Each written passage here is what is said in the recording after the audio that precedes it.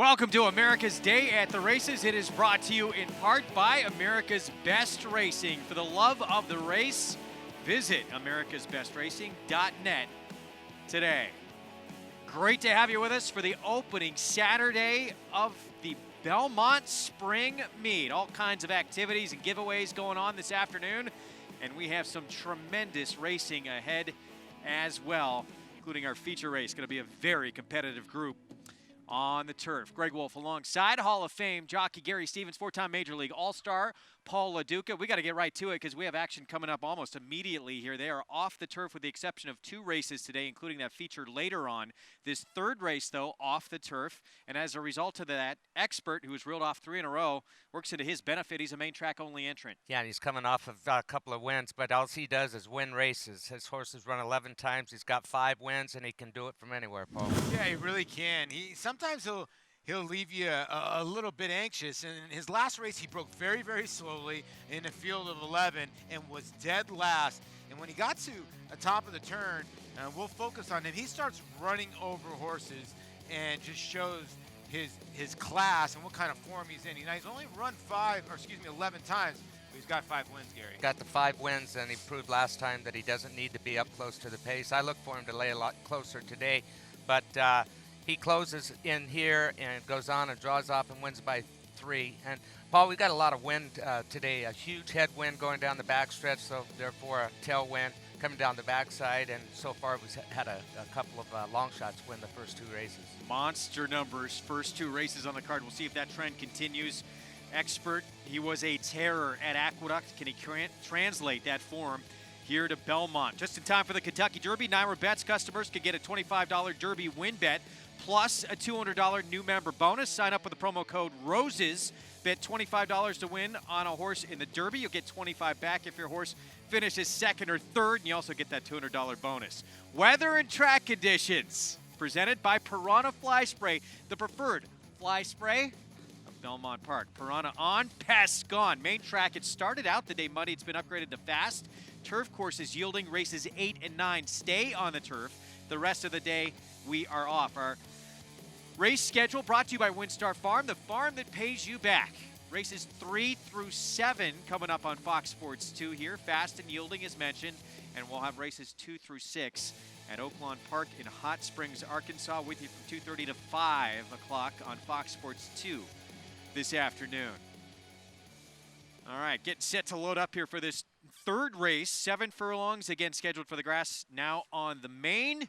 And the horse we were talking about, Expert, trying to win his 4th in a row. And not always does that Aqueduct form transfer over to Belmont. No, it sure doesn't. And one of his defeats is only start here at Belmont, and he didn't hit the board in that race. And I look for him to run well in this spot. I mean, he's consistent. He showed in that last race that he doesn't need the lead, doesn't even need to be close to it. So he's very versatile, and with only 11 starts, he's still very professional. Yeah, and when you have horses in here like Dr. Shane, the 7, Take Your Place, New Gelded, he's got a little bit of speed. And the other horse in here, Douse's Beach, has got speed. But pretty amazing, an 8-year-old gelding that's never been on the dirt before. So he's got 3 horses in here that do have early speed to set up his late kick. Well, we had a 21-1 shot kick off the card here on this Saturday afternoon at Belmont. 8-1 shot in leg number 2. Well, the upsets continue. Expert breaking from post 2 with the scratch, but the 3 horse on the board. 3-5 favorite here, trying to win his 4th in a row. Larry Colmus with the call, race 3 from Belmont. Ready for the start.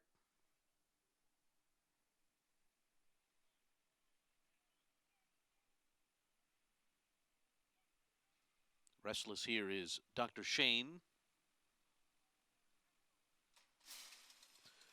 They're off. Dow's Beach took a stumble coming out of the gate as Dr. Shane goes out for the early lead. And Vici comes through on the inside. Dow's Beach after that stumble now squeezes through between those 2 and is up and after the lead up the backstretch. Then it's Take Your Place, who's away running in 4th. The trailer is Expert. Up the backstretch they go, and Vici tries to get away from Dow's Beach early. They're a half length apart, clear of Dr. Shane and Take Your Place, who are side by side, 2.5 from the front after a 22.98 first quarter mile. Expert is last of them all here, the favorite, 5 lengths to make up and a half mile to do it. So Vici and Joel Rosario lead the field around the far turn. Dow's Peach now a length and a half behind. Dr. Shane gets going on the outside, takes second. Expert moves up alongside of Take Your Place at the rear of the field. Expert is going 3 wide and has 3.5 lengths to make up as they come toward the top of the stretch. It is Vici the one to catch, a 46.13 half, and they're into the stretch. Vici the leader. Expert has looped up on the outside, up into second, and is closing in strongly now. And then it's Dr. Shane and Take Your Place on the inside. It's down to Vici and Expert. It's Vici still there. Expert yet to get by, and down the center of the track. They come by the 16th pole. Vici and Expert. Vici inside. Expert on the outside. Expert and Vici. Expert got there. Vici was second, then Take Your Place and Dr. Shane. Make it 4 in a row for Experts. And we have our first favorite of the afternoon in the winner's circle. And it didn't look like he was going to get there midway through the stretch. Rajiv Mirage, very patient ride there.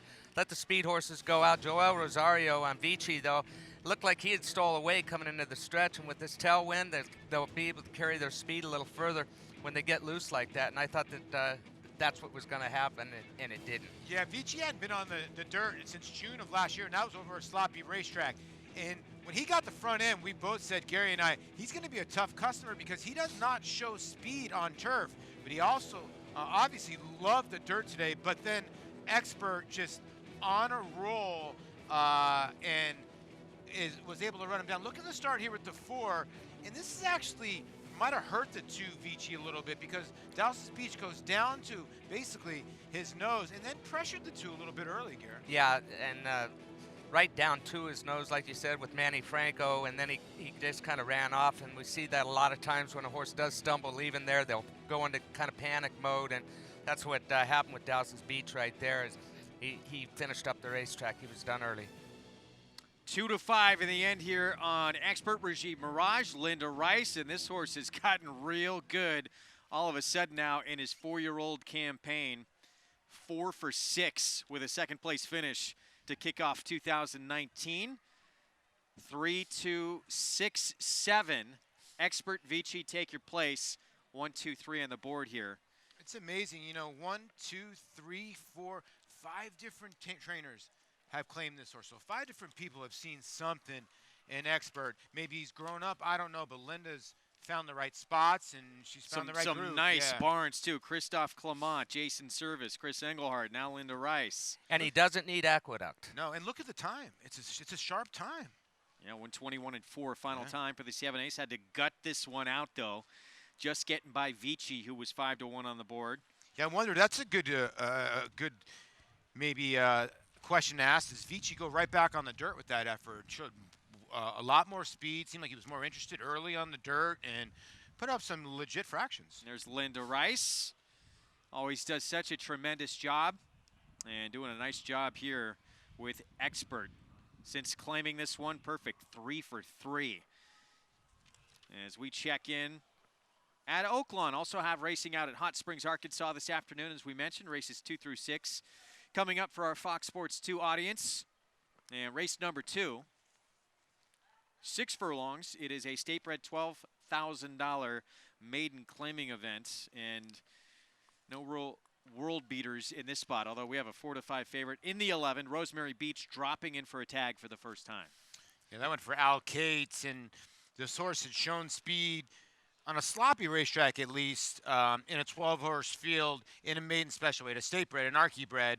So when they drop down to 10, they'll probably show a little bit more speed and probably going to have to clear this field from the 11 hole. But I don't know about 4-5, but when you look at the other fillies in here, maybe that's where you go. The other horse they're betting is Obvi, first-time starter. Who's not so obvi. No one's obvi in this race. I mean, I was going through here, and I couldn't pick a winner that stood out. And then you do see Rosemary Beach 3-2 on the morning line, and that is obviously because of the huge drop from maiden special weight in for the 10,000, again with state bred. So also should be noted the 7-horse Mistaken Lady, first-time blinkers here. For that to take effect, though, it's going to have to improve about 11.5 lengths off its last effort. 40 cents on the dollar first time out at Prairie Meadows, that horse. There you see the prices from Belmont Park. Not a big return on Expert. Yeah, but you got 31 to 1, 21 to 1, so your pick 3 ends up at $2,000 for a dollar. So if you played some early exotics, early pick 3 obviously is great to Expert. You would have never would imagine you're getting a $2,000 pick 3 for a dollar to Expert, knowing he was going to be 1 to 5.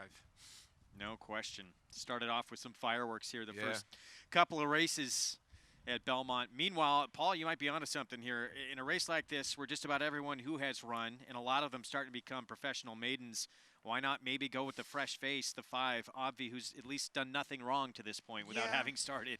The only thing, Ron Moquette, he's sort of known for his horses needing an really out to before they come back and show their best performances, a couple of outs. He likes to run them, give them an education the first time. Not saying that he can't win with first-timers, because he can win with first-timers, but it's just not his normal routine. The long shot for me in the race, when you look at races like this, would be the 2. And the reason why is, if you look at the body of this field, it's not a great group, let's be honest. A lot of these horses have never been in front. At least Residual Sugar has been in front a couple times, been second, been third, been interested early. Now, I know she has not finished any of her races, but these kind of horses, they really don't love to pass each other. So she could be a major factor at least early in this race, and she might hit the top of the turn with the lead. And this one moving in, the 7 there at Mistaken Lady, at least she's doing something different. Equipment change here, putting blinkers on. She's shown some ability at this level. 13 to 1 on the board. Yeah, it was bet in its last race. Went off at 9 to 2 actually that day, so getting a little bit of play here today. Rosemary Beach from post 11, the one to beat in for a tag for the first time. Vic Stoffer with the call. Race 2 from Oaklawn Park on America's Day at the races here on Fox Sports 2.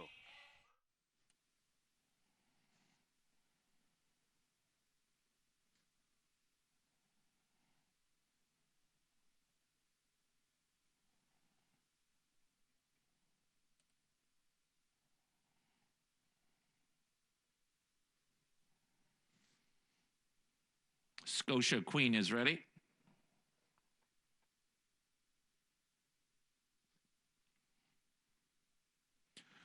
Rosemary Beach, last to load, Dabinoa Dove. They're at the post.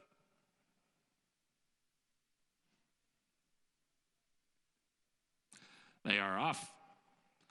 Jim's Angel and Residual Sugar, Rosemary Beach, and Little Mercy, Cadillac Magic is next. Then comes Mama of My Dreams and Mistaken Lady, followed by Obvi and Any Day of the Week, then Dabinoa Dove, Scotia Queen, and the trailer is Silent Night Sky. Up the backstretch, and Rosemary Beach is racing in third, just outside of Little Mercy, who has taken over the front, and Residual Sugar is second. Little Mercy and Residual Sugar are 1-2. Rosemary Beach and Cadillac Magic are 3, 4, and 2 from the front. Then Mistaken Lady, followed by Silent Night Sky, and to the outside Dabinoa Dove. Then comes Any Day of the Week and Obvi, 3 back to Scotia Queen, Jim's Angel, and far behind the field is Mama of My Dreams as they run to the top of the stretch, and here comes Rosemary Beach, confidently handled by Ricardo Santana Jr., and we have a new leader at the top of the stretch. It is Rosemary Beach. She's now a length in front. Residual Sugar to the outside, Dabinoa Dove and Cadillac Magic, but Rosemary Beach is clear, and now she's 3 in front. Dabinoa Dove's trying to get into second at a big price, and she's got that done. Rosemary Beach over Dabinoa Dove. Rosemary Beach in front. Rosemary Beach won by 2. Dabinoa Dove was second. Residual Sugar third. Cadillac Magic finished fourth. Rosemary Beach, she was the safe play in this field that had very little form, dropping in for a tag for the very first time and a confident win. Yeah, confident ride by Ricardo Santana. Shakes her up a little bit right here. Stays busy on it. The 12 closed nice. Dabinoa Dove with Luis Quinones aboard. Yeah, you get a couple bombs underneath. Residual Sugar, I think, was 27 to 1. I don't know what the 12 ended up at, but yeah, you could tell the 11 was just floating up on the top of the turn, and she was home, the daughter of Portobello Road.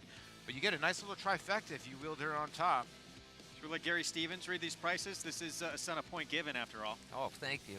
Yeah, 290, 240. Look at that, 2 to 5. That was like Point Given in the Belmont Stakes. Linda Rice, Rajiv Mirage, all in the family racing, your winning connections. As we move on to race 4, 6 furlongs, New York bred maiden special weight coming up in this group, and it's my Katie Cat favored right now. Equipment change here for Tom Albertrani. Blinkers going on, was 9-2 Morning Lion. Yeah, and a horse that you're looking at this field and you're looking, okay, do I look for a first-time starter? Where there's one first-time starter in here in the 4, Riot. But the money so far has gone to It's My Katie Cat, and maybe it's that last work with the blinkers on. In 52 and 4, it looks almost too slow. We're going to take a break. Mike Smith had a choice to make. Take the horse who's likely going to be the favorite in the Derby for the trainer you just won the Triple Crown on last year. No, he chose Omaha Beach. Instead, we'll take a look at his most recent work in War of Will. Early leader on the path to the Derby. Looks like he might be back.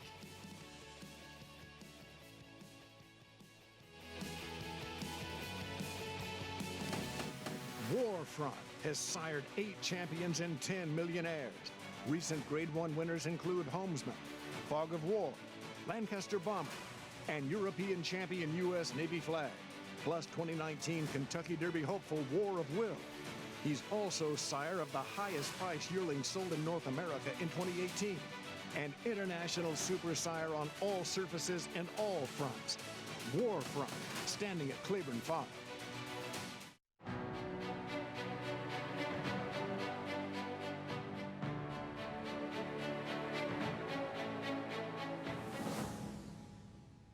Run Happy is simply super. He polishes off an outstanding campaign with a dominant victory in the Malibu. No medication, no problem. Run Happy, standing at Claiborne Farm. No sport in the world brings the wins home like racing. It's one of a kind, high speed, high stakes action. And Naira Bets takes you there. Place your bets and watch the races live from anywhere. With Naira Bets, make easy, secure deposits and promotions every day to earn reward points or cash. Download the Naira Bets app or visit NairaBets.com. Sign up now for a $200 new member bonus with promo code LIVE at NairaBets.com. You're watching America's Day at the Races, brought to you in part by Claiborne Farm. 100 years of doing the usual unusually well. It's time to start catching Derby fever. We are a week away from the first Saturday in May under the Twin Spires, and it is a wide open group this year. Let's take a look at the Kentucky Derby leaderboard. Tacitus, who won right here in New York in his final prep in the Wood Memorial for Belmont, leading that list. Omaha Beach, that's the horse Mike Smith chose over Roadster for the trainer he won the Triple Crown for last year. Master Fencer, of course, coming in from Japan. Well, let's take a look at Omaha Beach. The plan was actually to try and work him on Friday. Richard Mandela, the Hall of Famer, didn't like the way the track was going to be, so opted to go today instead.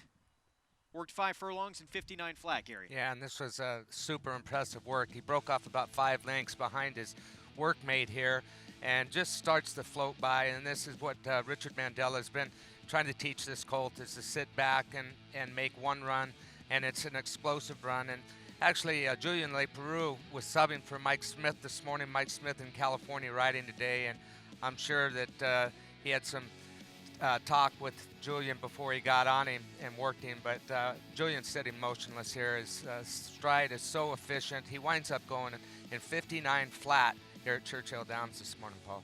Yeah, and you could see it's always in the ears, right, Gary? And where did he want to do more? And you can see Julian somewhat shuts him down, but he's not shutting down, which I actually love. He's not really pushing him at all. Then he gives him a tiny little nudge like right there, and then you get 112 and 4 when it doesn't really look like he's going that fast. Exactly what you want to see. Thing of beauty. He's a son of Claiborne sire Warfront, trying to win a 4th in a row that first Saturday in May. Here's his Hall of Fame trainer.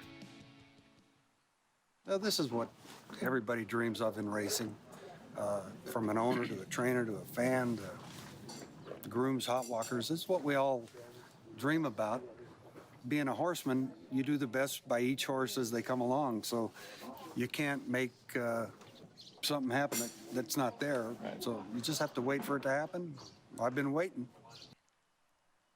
Well, this is the only thing left on a resume that has accomplished just about everything you could imagine in a career. Richard Mandella has done it all.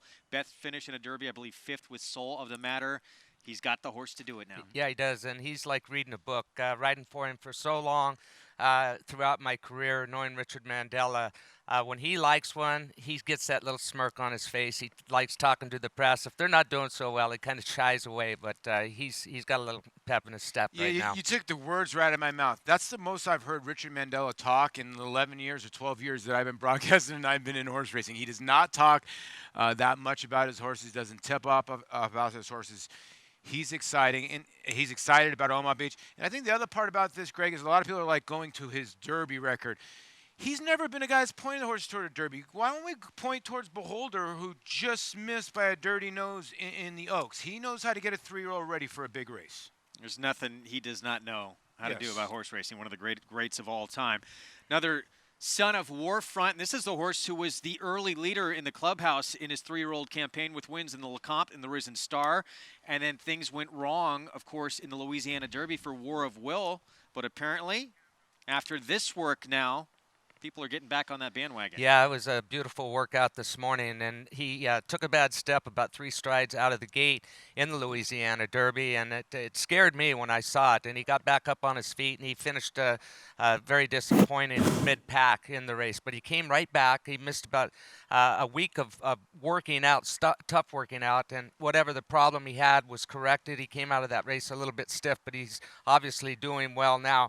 You're going to see this rider on here. I'm not sure if that's Tyler Gaffleone on him or not. That's who worked him last week, and that's who I assume is on him. But he works in 47-3, and it is Tyler Gaffleone on there. And this horse goes in 47-3, and he's just going effortlessly. He comes through the stretch, and Tyler doesn't move on him. 47 flat, and he comes out, gallops out the 3/4 in 113 and change. So big, strong work from War of Will. A couple of bullets at Keeneland, Paulie. Now this bullet drill at Churchill. Is War of Will back? It's tough to tell. You know, he carries his head a lot higher than Omaha Beach. You can see the different action a little bit. But again, it's in the ears. It's different. He probably didn't get much out of the Louisiana Derby, so you can see he's a little keen there in that work. So he's wanting to get on with it. Yeah, and Tyler, I mean, he had an anchor hold on that horse. He wasn't letting him get to full tilt until he galloped out after the work. So very impressive. Yeah. Things, obviously, they did not go according to plan in that Louisiana Derby, but here is Mark Casse on moving forward. His win here at Churchill last fall was extremely impressive. I always felt like he was a good horse. Could have easily won the Breeders' Cup on the turf. Luckily he didn't, or we wouldn't be here today. We would have never probably went down the dirt road. You know, all things happen for a reason, right? And but we're happy. You know, obviously we would love to win the Louisiana Derby, but that didn't happen. I say as a golfer, you hit one into the woods, you can say, oh, I hit it in the woods, or what kind of great shot can I hit to get out of it? So right now we're going to try to hit a great shot to get out of the woods. Well, Casse would go on to say, look, he's won a lot of big races all over the world. This is the one he wants the most, but he's starting to realize how difficult it is. Yeah, I like his analogy of hitting in the woods, and you got to hit a great shot to get out of it. I wouldn't want to be in the woods in a horse race, but he looks like he's out of the woods to me right now with that workout today. Yeah, maybe he threw in his clunker. Maybe that was the clunker that he wants, and then that camp is thinking, hey, we have the horse that we had before. If he doesn't throw in that clunker, he's probably one of the 2 or 3 top choices in the Derby. Bottom line, he just threw in a clunker of a race, and hopefully that's what that camp's thinking. Well, the thing about it is he has an excuse for throwing in that clunker of a race. If he doesn't stumble leaving there, he was going to be probably up on the lead. He was taken completely out of his game. He's normally up on the pace, and he was shuffled back after that. So he has a definite excuse for that performance in the Louisiana Derby. Connections talked about it. They thought he caught his patella in there. They've working on strengthening that up a little bit, and from how he's been working. It looks like he's something. okay. After watching that work, you think he's going to add pace to this race? Oh, he could be the pace. He could be. Yes, I'm glad I saw this today, and good point. I think he will be on the lead, or he's going to press the pace. Fourth race coming up back here at Belmont in Elmont, New York, as we're approaching the 10-minute mark to post, and it's time for a Paddock report, and we're going to check in with Maggie Wolfendale. Here in the paddock with the lone first-time starter in this maiden special weight field for the fillies, the New York breds, and that's number 4, Riot, for Jeremiah Englehart. Now she'll come in here after posting workouts at Laurel Park. Now Jeremiah does have horses down there at Laurel, but you would have to think if he was really high on this horse, she would have been up here. And furthermore, the pedigree, while the dam has not produced much, if they can run it all, they've shown more ability on the turf. And considering this one is by City Zip, does have more of a turf look, I don't know. Very laid back here, looks fit, looks great, I mean physically, but just doesn't feel all that cranked up for a debut, as Jeremiah's horses, kind of if they're live, they tend to break well and show some speed. So I'm not overly enthused with this horse, who also shows up wearing front bandages, as we'll check in to her outside in one that is making her 3rd start off of that year layoff. That's number 5, It's My Katie Cat. Tom Albatrani will put blinkers on this filly, just a cheater cup. And if you're just looking at these horses purely on physicality, she's the most impressive. She's big, she's solid, but that's also because she is a year older than most of them in here. But I like the fact that she's now 3rd off of a layoff, and she is that bigger, heavier type that they just need to race into fitness. And I'm kind of getting that feeling with her. What I also like too, horses that are doing well, once you saddle them, once you put those blinkers on, they kind of come alive, and she's done just that in the paddock. So I'm liking this Tom Albatrani charge. As number 1, Cash Offer will likely be the speed from the rail for trainer Mark Hennig. Now she is 2nd off a layoff. Still wish there was a little bit more overall fitness with her, but a horse that is quick away from the gate look exactly like she does. Those big round hindquarters, built really downhill. I like her, and I like the fact that she has that speed. That's always dangerous, but guys, this track has been incredibly fair from the races that we've seen so far here today. All right, Maggie, thank you for that report. We're 9 minutes to post here, coming up for this 4th race. New York bred maiden special weight ahead as you get a look at Kendrick Carmouche. And he is going to have some interesting mounts a little bit later on in the card, which we'll talk plenty more about to come as you look at the prices there from Oaklawn Park. What? Rosemary Beach, $3.20. $40 in the middle for the big long shot to 12. You didn't have that, Paul? That's a lot of money in the middle for a horse that was 1 to 5, right? That horse had to be, I wonder what the final odds was. That has to be 80 to 1 or so. Crazy. Cash Offer in this 4th race, current favorite. This will be start number 3. We're going to take a look back now in the Mark Hennig barn. Used to be with Doug O'Neill out on the West Coast. Had to go against a pretty good filly first time out. Yeah, Bellafina. Exactly. There's no Bellafinas in here that day, but watch this horse as she's coming into the last 16th of a mile here. She's really leaning in with Jose Lescano and kind of getting her momentum broke a little bit. Now she's drawn the rail today, and I think that's a good thing because I think she was leaning in the whole race, and whenever you're pulling them out, trying to keep them off of another horse from causing interference, and it breaks the momentum. So she's only going to have the rail to help her keep straight. He's going to be able to drop her head and let her run through the stretch if he's loaded like he was in that race that we just watched. Yeah, this one from Mr. Redham. Obviously, I'll have another fame and started obviously with Doug O'Neill, but a lot of people forget that Mark Hennig used to train for Mr. Redham and has trained for Mr. Redham up here in New York for a long time. So this horse is probably going to show a lot of speed like her daddy, Shackelford, right from the gate, I would think. He made an impact on a Triple Crown. Yeah, he did. Back in his days. We take a look at the 4 here. Riot.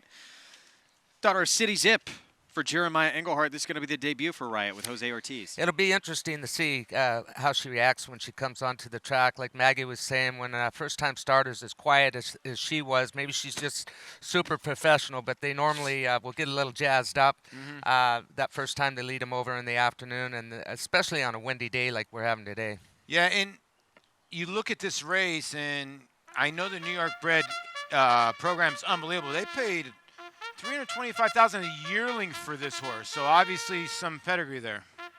Yeah, that is a hefty price. Of course, City Zip swept the 2-year-old stakes at Saratoga for Linda Rice back in his day. This one a daughter, City Zip. Here's Cash Offer at 2-1 on the board for Mark Hennig. Yeah, you're now second choice in here, but probably going to be the one to catch from the bell. Irish Banker, this is going to be chance number 10 to try and get that first win. You know, she's brought some speed to the party, but just no stick. But she's run some good races here and there. 7-1, you got to get a better price than that. Look Both Ways will be the 3. First time out, it's 7-1. This horse ran very good and then kind of went backwards start number 2. Yeah, bad break last time out. Really had no shot from the beginning. So you can draw a line through that. I could give this Daughter of Cross Traffic a little bit of a look here. Here's our current favorite, a horse who has never raced before, Riot, who we were just talking about for Jeremiah Englehart. Yeah, the interesting thing about her, she's a New York bred, obviously. She was in training at Laurel Park in Maryland, so this will be her first time, presumably at least, running over the Belmont Strip. You can make a case for just about all of these, including the 5, It's My Katie Cat, blinkers on. Yeah, you can. I mean, if this filly improves just a little bit, she'll be right there. And on the outside, Finley. This is the biggest price on the board at 15-1 for Mary Alice Coffey. Yeah, definitely the outsider in here. Every time she faces maiden special weights, she usually doesn't run well. But, hey, we've seen a 31-1 shot and a 21-1 shot so far today. Taking a break. We will be back. 4th race from Belmont is coming up. You're watching America's Day at the Races on Fox Sports 2. Plenty more action still to come. We'll be back. It's America's original sport, and no one covers it better than americasbestracing.net. From the sport to the lifestyle, the best races, horses, and destination venues, cocktails, gambling, fashion, and more. americasbestracing.net is a sport for you. Live it, love it, bet it.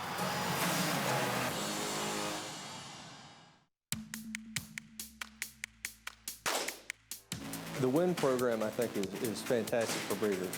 It's a really, really nice way that WinStar's given back to the breeder and supported the breeder who's also supported them. If you had the option to breed to another stallion at another farm or go to the horse over at WinStar that has this WIN program attached to it, the deciding factor is easy. You're going to get more bang for your buck over there at WinStar.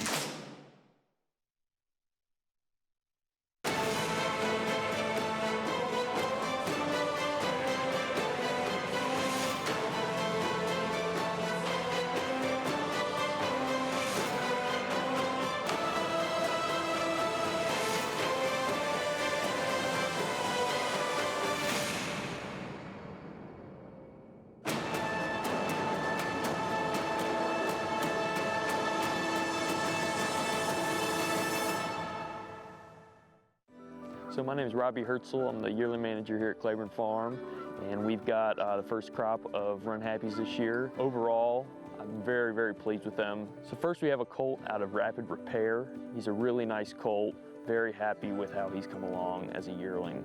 So there was a lot of demand for the weanlings last year. They sold for over 6 times their stud fee, and we're really excited for the yearlings to come through the sales, and we're expecting big things from them. Run Happy, standing at Claiborne Farm. Welcome back. You're watching America's Day at the Races. I'm Maggie Wolfendale, and we are fastly approaching race number 4, and you are seeing Cash Offer on the racetrack, and I'm pleased to be joined by her trainer here, Mark Hennig. And Mark, she is a filly that has speed. She might be the lone speed in here. Now, she was coming off of a long layoff last time. Did she just get a bit tired in the later stages of that affair? I think she probably needed the race. She's a heavy-made filly. She carries a lot of weight, and, you know, it's kind of one of those where she was at a point where we could run her, maybe a work short, or train her 3 more weeks and be 2 works too many, you know. So it was kind of one of those where we thought we'd let her race herself fit, and she ran well in spite of it. And I think she'll move forward. You know, there's a nice first-time starter in here. It's hard to say how much speed that one will have. Now, Mark, you also, as we were discussing Derby preps and workouts, you were right on the bubble with Bourbon War. So you had to sit out the Derby. Now, you're weighing your options. Do you go to the Preakness or do you look at a race like the Peter Pan? Well, we're definitely looking at the Peter Pan. We've nominated to the Peter Pan, and obviously we could go to the Preakness, but they're a week apart. Peter Pan comes up first. We're ready to run whichever race happens to come up. We could run in the Derby if things fell apart there. So, you know, I think our plan is to see the fallout from the Derby, how many of them move forward to Pimlico, see what the Peter Pan's coming up like, look at the weather and all those factors, and figure out what's our best spot. Now, Mark, you had a great comeback race for Strike Power, a horse that was also on the Derby Trail last year, but he's proven to be much more of a sprinter. I mean, how impressive was that race for you? That was great, and it was a real gratifying experience for the whole team, including the Cortland Farm and everybody involved, because the horse was having some throat issues last summer, and, you know, watching his form tail off, it was sad for him to watch him, you know, not be able to get the air he needed to be able to run to his ability, and yet, you know, the other day to watch him come down the stretch, getting his air, it was really fun to watch. Do you look at a race like the True North, for instance? Possibly, yes. All right, Mark. Well, best of luck here, and look forward to seeing these horses in these big races coming up for you. Thanks, Maggie. All right, Greg. Maggie, thank you. So Mark Hennig, he's got some options to, or some decisions to make down the road in the Triple Crown with Bourbon War, certainly. We'll see what happens here, though, with Cash Offer, who looks like she could be the speed, the one to catch. We don't know what we're going to get, as he mentioned, from that first time of the 4 Riot, but drawn appropriately as well with that speed. I like what I heard from Mark there. Mark's a very patient trainer, doesn't get too excited about anything, and his comment that this filly probably needed that last race. She's heavy made. I like hearing that, because when he says that, I'm expecting 2-3 lengths, not a head or a neck or anything like that. When he says one's going to step forward, it's normally a substantial move forward. Well, here's a look at the 5. It's 7-2 on the board. It's My Katie Cat, and this one certainly has a base, Paul, underneath her. This will be start number 6 in an equipment change today. Yeah, and there's nothing against the riders that have ridden her before. I mean, she's had the Bug Boy on 4 out of the 5 times, and actually the Bug, he lost his Bug, so actually 5 out of 5 times. And you go to Manuel Frank, you get the blinkers on. There's obviously been some issues with gaps in her works here and there, but she's getting played at the window because she has some late kick. And we've seen a couple horses in the crown of the racetrack come from behind, so we'll see. I think she can show up here, maybe not to win the race, but she can show up here definitely in the exotic 2nd and 3rd. Look both ways. The 3 filly being a little stubborn at the gate right now. She'll be making her 3rd career start with Kendrick Carmouche aboard for Bruce Levine. Gate open to try and help get her in line. And you see Riot, the 4-horse, the first-time starter here, acting very, very professional for a first-time starter. She was standing there just watching the goings-on, and hopefully she doesn't do monkey see, monkey do here with the 3 filly. Look both ways is doing. There's Kendrick. He's been on her for both of her first 2 tries. Back on board this afternoon. She still doesn't want to go in those hot pink silks of Flying P stable. Lend me your ear pretty soon. And the jockey now off the 1, probably to settle her down. Just what Gary's saying. Listen, these are herd animals, and when they see one act up, they go, hey, you're acting up, I'm going to act up too. So the rider on the 1, Jose Lascano, just wants to make sure his filly's going to be okay in there. Here's the first timer. This is Riot, the daughter of City Zip. As Gary mentioned, absolutely professional. Doing it first time out, steps right in line. We are set. Race 4 from Belmont Park. You're watching America's Day at the Races. Anthony Stabile with the call, the big A. Here he is. And they're off. Cash Offer right to the lead. It's My Katie Cat. On the outside is 2nd. Look both ways to the rail in 3rd. Outside to Finley, who's 4th. The firster. Riots between horses in 5th. And the trailer, now moving up on the inside, is Irish Banker. Cash Offer. A length to the good of It's My Katie Cat. As the field makes their way to the far turn, they're chased by Look Both Ways through an opening quarter in 22 and 3. We come back to Irish Banker, who's moving past Finley into 4th. The trailer still Riot. The leader is still Cash Offer. It's My Katie Cat comes calling in 2nd. Look Both Ways is still 3rd. Irish Banker between horses in fourth. Finley on the outside in fifth. Riot still trying to cause one. She's last as the field makes their way past the quarter pole through a half in 46 and 2. Cash Offer. What else is new? They're all trying to chase the Cash Offer, and she gives them the slip in the stretch. It's My Katie Cat trying to hold second from Look Both Ways. Irish Banker trying to get up the inside. They're coming past the 16th pole. Cash Offer. It was one they couldn't refuse today. She's going to cruise under the line of the Jose Lezcano by about 8. Look Both Ways was second. Photo for third between It's My Katie Cat and Irish Banker. The final time for 6 furlongs, 1:10 flat. Cash Offer, she was ready to roll this afternoon. Start number 3 breaks through. And she was long gone early on. She crushed this field today. Mark Hennig, she did exactly what he said that she was probably going to do. I didn't expect an effort like that. She's still wanting to lean in a little bit, but she's able to swap over into her right lead right here. Jose just popping her on the shoulder and keeping her alert of what's going on. Draws off and hides from this field, and we're going to see a lot more from Cash Offer. And another fast time here, 1:10. Give credit here to the grounds crew. They've done a tremendous job with all the rain we got yesterday. This track is playing very fast. And this is the best filly one. We've seen a couple horses come from way back, and then this filly just went gate to wire like it was nothing. Look Both Ways, had a little trouble getting. The 4 just did not fire right. Didn't fire out of the gate, didn't fire it at all. But the favorite now, back-to-back favorites after 2 bombs to start the card. Inside post, gets the lead, no pressure up front, and goes on to the victory. And that is a very happy trainer there, Mark Hennig. Daughter of Shackelford, breaks her maiden, 3rd time the charm. This afternoon, we mentioned she went against Bellafina first time out. No Bellafinas to face here, and she gets through with a win. 7-5 on Cash Offer. We'll be back.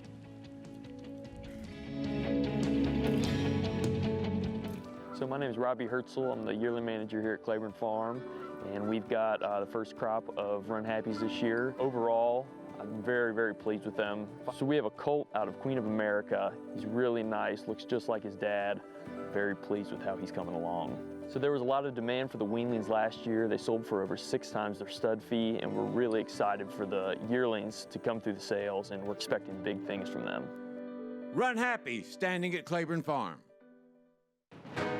Grade 1 winner Lee traveled the world competing against the best of his generation. A graded stakes winner on both dirt and turf, he set a new track record in the Grade 1 Don Handicap and retired with earnings of more than $2.3 million. With yearlings bringing up to $650,000 and his first crop of 2-year-olds hitting the track, the sky's the limit for this promising young stallion. Lee, standing at Claiborne Farm.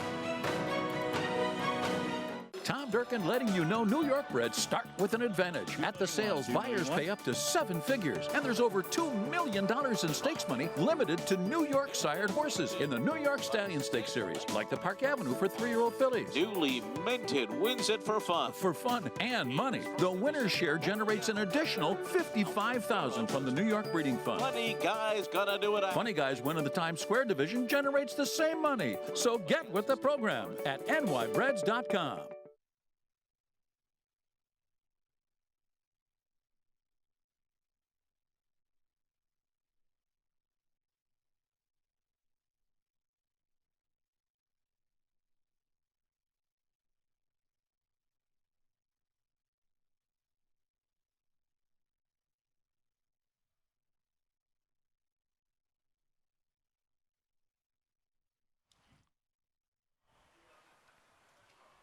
Back on America's Day at the Races, and the 3rd at Oaklawn Park, $12,000 condition claiming race, mile and a 16th. These were the final odds of post time. Here it is right now. Vic Stauffer with the call. 2 more now, Alt and Monastrell.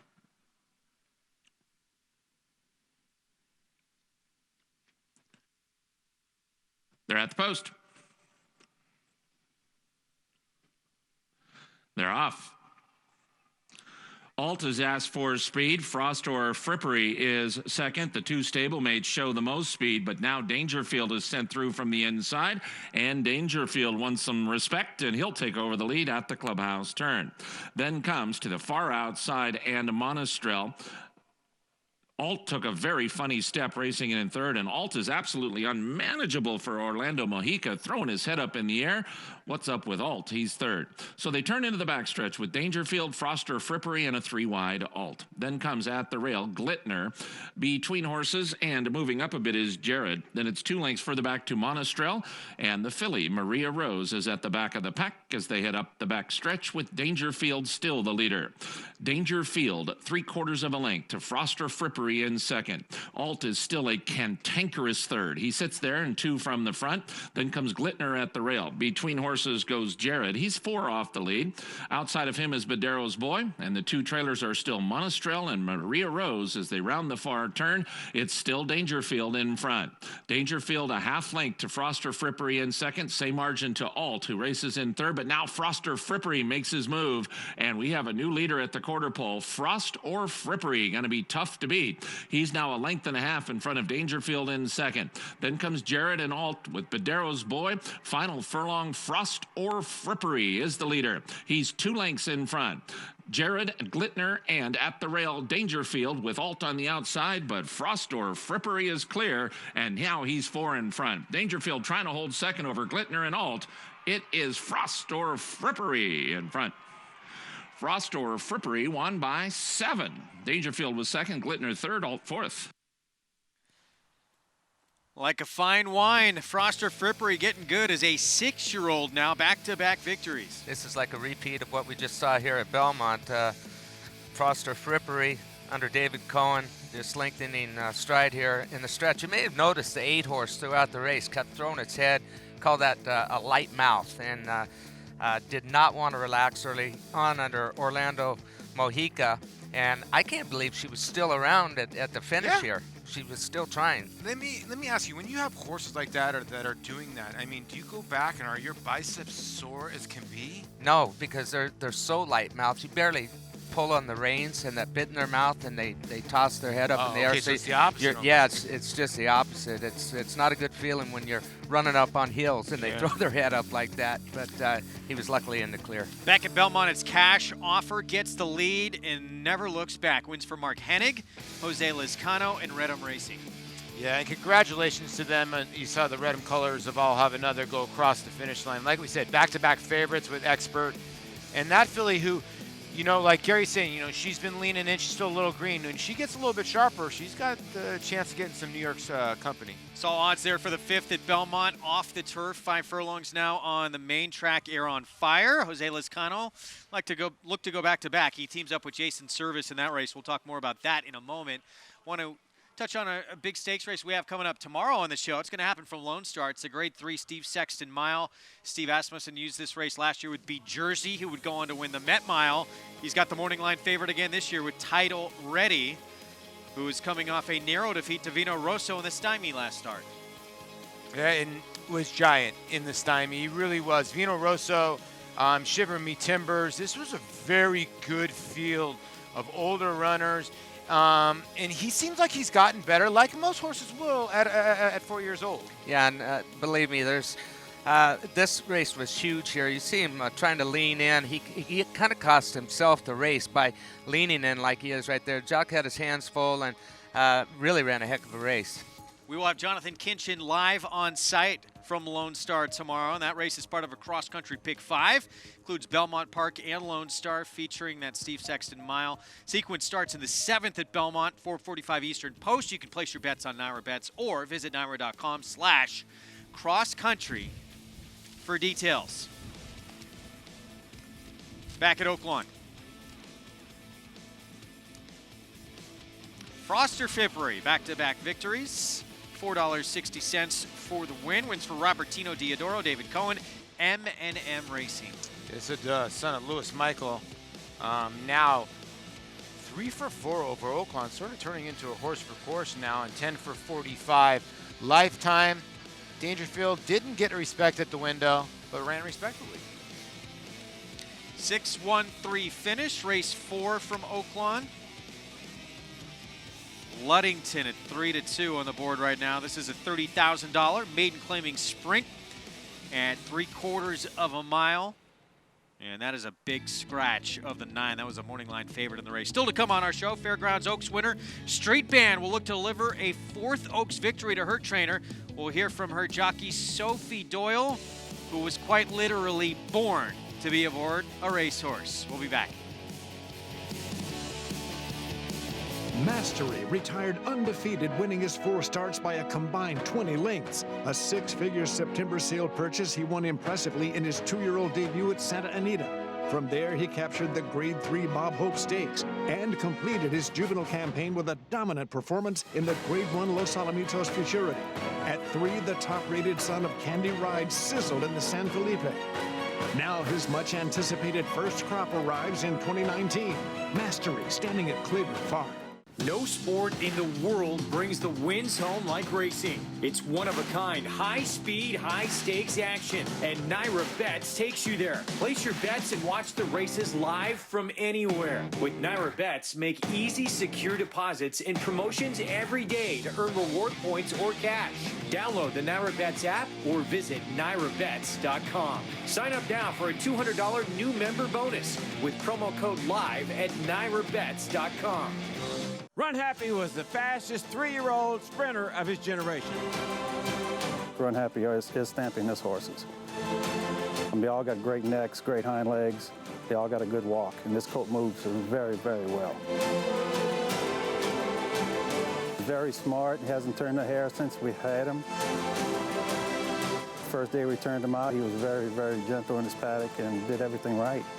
He's got an exceptional pedigree. Run Happy, standing at Claiborne Farm. This one is by Tappet and is a brilliant Grade 1 winner. Elliott, of course you're talking about Constitution. He was a TD and Rising Star in his debut. He became an undefeated Grade 1 winner when he won the Florida Derby in his 3rd start. And in the Don Handicap as a 4-year-old, he ran a 111 Beyer speed figure, which is still the fastest Tappet around 2 turns. And don't forget about his allowance race when he beat Wicked Strong and Tunnelist. His first 2-year-olds have every right to be fast.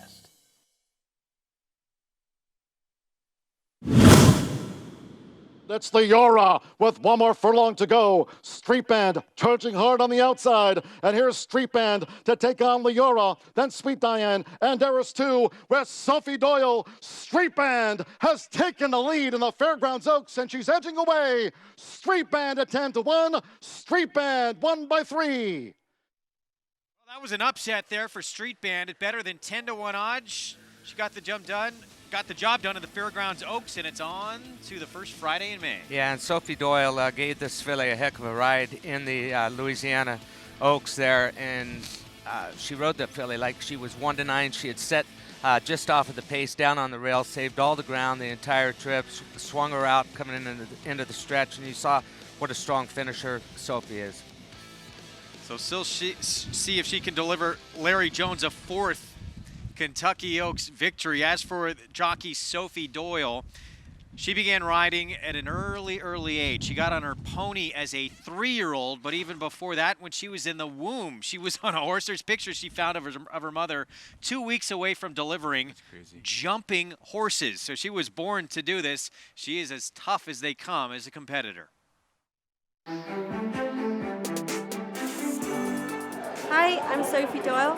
I'm a professional jockey, and I came to America 5.5 years ago. I was actually born into racing. My mother, Jacqueline Doyle, was a trainer back home in England and trained for over 25 years. So naturally I got the racing bug and wanted to pursue my career as a jockey, even though my mum actually would much prefer me to have become an equestrian 3-day eventer. So being a female rider, it's pretty tough. Dominated probably 80 to 20% of the males. But us females, we kick ass, literally. We've got 3 females riding here, Chantel Sutherland and Aubrey Green, and we all do an amazing job. But we go out there and we fight against those guys and we show them who's boss out there.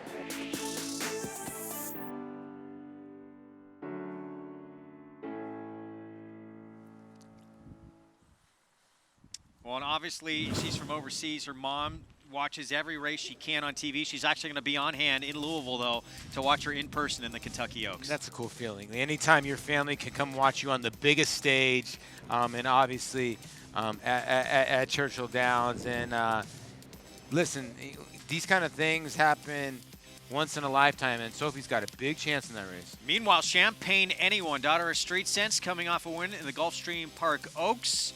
Chris Landeros will be aboard, and that was an upset as well. Added blinkers for this race. Added blinkers, and Chris riding for his father-in-law of this filly, and she's not without a chance. She had a great run in the Florida Oaks, and she's on the improve, and all it's going to take is a little bit of improvement. I think that, Bellafina is going to be your favorite, obviously, for the Oaks, but anybody can step up.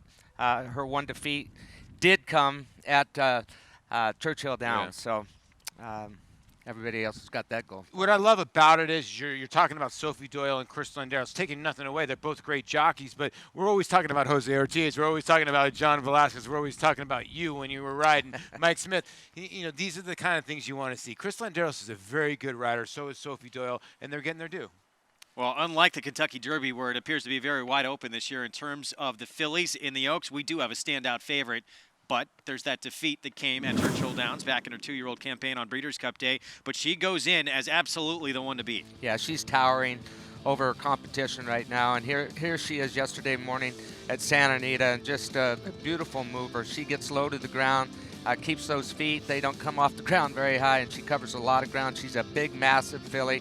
She almost looks like a colt when you stand up to her, and she's grown up a lot since her 2-year-old year, matured both mentally and physically. I think that's the key. I think she's a different racehorse. She's in class, I think, above the 3-year-olds right now. And I think a lot of people forget that Simon Callahan ran second in the Kentucky Derby with a horse called Firing Line. He knows how to get a horse ready for a big race, and I think Bellafina is going to be very, very tough to beat. And Gary, you brought this up on air yesterday. When she did get beat in the Breeders' Cup, she had a legitimate excuse that day. She was in heat. Right. And Simon Callahan talked about that a little bit, and he fully expects her to be at her best in her second try at Churchill. Yeah, he was very open about it, and was glad to hear that she did have that excuse. And I mentioned it before that a lot of these fillies, when they come in heat in the fall, some of them will improve when they're in that state, and other ones they sort of refuse to do what you want them to do, and all you can do is wait until the cycle's over with. And the other part about this is I think a lot of people with Simon Callahan, when Kaleem Shaw left Bob Baffert, they didn't think Simon Callahan could hold his weight. He's been holding his weight pretty darn good. Yes, he has. We got race 5 coming up at Belmont Park. We're approaching the 10-minute mark to post. This race taken off the turf, now on the main track. And our favorite, the 9 Air on Fire with a Paddock report. Let's go to Maggie Wolfendale. Thanks, Greg. And yes, we'll check in with your current favorite. That is number 9, Air on Fire, a horse who is coming off of a turf effort, but most of his good performances have come on the main track. And kind of the only other time I'd seen him was in his last race. And I do think that this horse is sharper than what he was on that April 5th effort. And he is a horse that will likely be forwardly placed here as they go the 6 furlongs on the main track. He looks fantastic. He goes out for a dangerous barn in Jason's service, and I think they're just being realistic with where they have placed him here today, as he was one who took a while to break his maiden. Next, we'll check in with number 13. He's an MTO. That's Loverboy Lou. Second off the claim here for Brad Cox, and I think a lot of people anticipated this horse being improved going out from the lower profile connections to the Cox barn, and it just didn't happen. He ran about the same race as he did for his previous connections, and a lot of times you'll see that with these types of horses. Sometimes they really improve, and sometimes they just kind of stay the same. I will say physically he does look better, though. Second time around here for Brad Cox. He's put on a little weight. His coat's kind of come around now that we have this more springtime weather, typically speaking, although it's freezing here today. But otherwise, I think these two horses, as far as looks are concerned here in the paddock, Greg, they by far look the best. Maggie, thank you very much. So race 5 at Belmont coming up next. Air on Fire. Jose Lezcano looking to win back-to-back races here on the opening Saturday of the Belmont Spring Meet here on America's Day at the Races. We'll be back with the post parade next. I think the win program is a very positive and important thing for breeders because if the stud farm supports the breeders that support their stallions, that's an important thing to me. I want to know that the stud farm also has the breeder's interest in their mind. This year we had a mare that we wanted to breed to a stallion that we thought might be a little bit over her budget, but when we realized that we had the win awards for our business plan, it worked perfectly into getting that mare to that stallion at WinStar.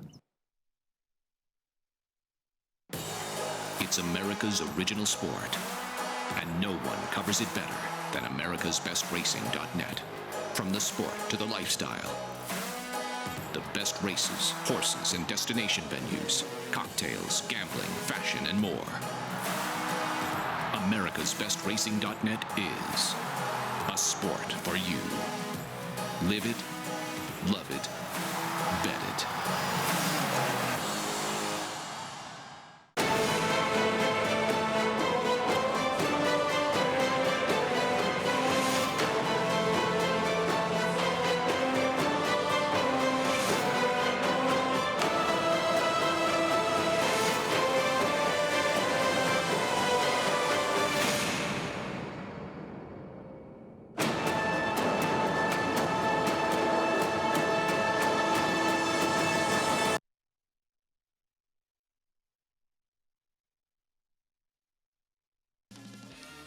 You're watching America's Day at the Races on Fox Sports 2, brought to you in part by champion sprinter Run Happy. Never lost in his career while sprinting. Perfect 7 for 7.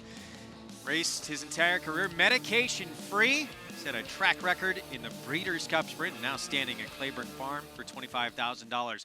We welcome Andy Serling to the set. New York Racing Association handicapper. Good to have you on board here as we get set for the Pick 6 coming up. Good to be here. You're looking sharp today. Thank you very much. I appreciate that. Paul, you look okay, too. Thanks, Andy. This guy over I'm here. just used to Greg looking Good to see you, too, Andy. So-so, and he looks good today. A couple of bombs to start things off here on the card, and then we got a little bit of form happening the last couple of races. Yeah, the first two winners, if you're alive in the pick 5, I hope you hit because you deserve to. I said this earlier, and before we get to the post parade, I mean the track has done. The track and maintenance guys did a tremendous job. No, It's amazing, frankly, the track was as good as it was yesterday, and it actually played so fairly with the deluge yesterday. But boy, did it dry out fast. Yeah. This race coming off, taking off the turf, 6 furlongs. Maybe a 2-horse race. We'll talk more about that in a moment. Here's a main track only entrant, though, and this is Fox Red for Chris Englehart off the claim. Not an impossible player in here, sort of the other horse if you didn't like either or both favorites. Al Rahal, sent out by Gary Contessa with Joel Rosario. Looking to get back to that once okay form, once in a blue moon. Flat out Javian, huge long shot, 14-1 for Randy Prasad. Yeah, broke the main one by 8, but the 2 races against winners hasn't been much. And the favorite for Jason Service, Jose Lezcano, looks to go back-to-back on Air on Fire. Holds a rare distinction in racing. Has run twice at 5 cents the dollar. Won one, lost one. Wow. Better bank on it. Let me guess. I had him the day he lost. Were you at Perry Meadows that day? Dylan Davis, Ed Barker team up 8-1. You know what? He improved completely on the turf, and they're probably wishing he was on the turf. But you know what? Maybe the shorting up 6 furlongs helped him. Yeah, now favoritism actually switched outside to the other main track only entrant, Loverboy Luke Hendrick Carmouche, Brad Cox. And he should be favored, and he will be favored, at least based on multis. The only concern is, seemed like a smart claim for $50,000. 2 starts later, in for $40,000. Pick 6 starts here. Then it's the Naira Bets late pick 5. You can play all these wagers, bet all these races by getting signed up and started with Naira Bets. You also get a $25 win bet with the Naira Bets when you use the promo code ROSES. Bet $25 to win on a horse in the Derby. If you run second or third, you get your money back. And you'll also get that $200 bonus after you bet $200 in your first 14 days of joining. Go to NairaBets.com for all the details or download the Naira Bets app. So what do you guys think? 2-horse race here between the 9 and the 13, or can you make a case for anyone else? I mean, I guess you could make a case for the horse on the rail, Yeah. Fox Red. His form's a little dubious, even though it was a 3-horse field where he ran second at 3 to 5 time. To be fair, the horse that beat him, See This Quick, did come back and beat a much tougher field in that start. I I'd have to say that horse, although Loverboy Lou is very, very fast and Air on Fire. The problem is the two other favorites are going to be right on the one's back. But the only way the one wins this race if he can just completely get away from this group, and I just don't know if that can happen. I doubt it happens. I will say one thing. It does feel like the rail has been a good place Yeah. to be today. We saw the first winner, that big long shot, come right up the fence. And we saw speed from the rail working in the last Yeah. race. Here's I think he Loverboy was Lou. best the last winner. Yeah, he might could have been on been. the outside rail, and he might have won. Loverboy Lou, this was back in February in a dominating maiden claiming victory by more than 8 lengths. It seemed like the whole world wanted to claim him that day for 50,000, and Brad Cox won the shake because he's eligible for a non-winners of one, and he's eligible for starters out of that. And when he ran fourth in his next start, it wasn't a bad performance, even though he's favored, because he dueled with the winner, who I think we'll see in the Mike Lee for trainer Gary Gullo, a talented New York bred. And now he's dropping for 40,000, where he's almost guaranteed to be claimed. You play in the claiming game, but it felt like he was more valuable than maybe the 40,000. It's a tough, really tough read, because if you look at his last race too, Wolfie, he was favored in that last race. Yeah. Air on Fire, meanwhile, second choice, 2-1 on the board. He's coming off a beat in his first try against winners. That was on turf. He can win. Obviously, there aren't that many contenders here, and you don't want to just be obnoxious and say he can't win. This is a horse. When he won by 14 regular lengths, he was 5 cents the dollar. Yep. Paul and I could have been in a horse suit and been second choice and at least filled out the try. This is a horse that just made a career. He lost at 5 cents the dollar in a 3-horse field at Prairie Meadows when Greg bet him. Ouch. I'm with you 100% on this horse.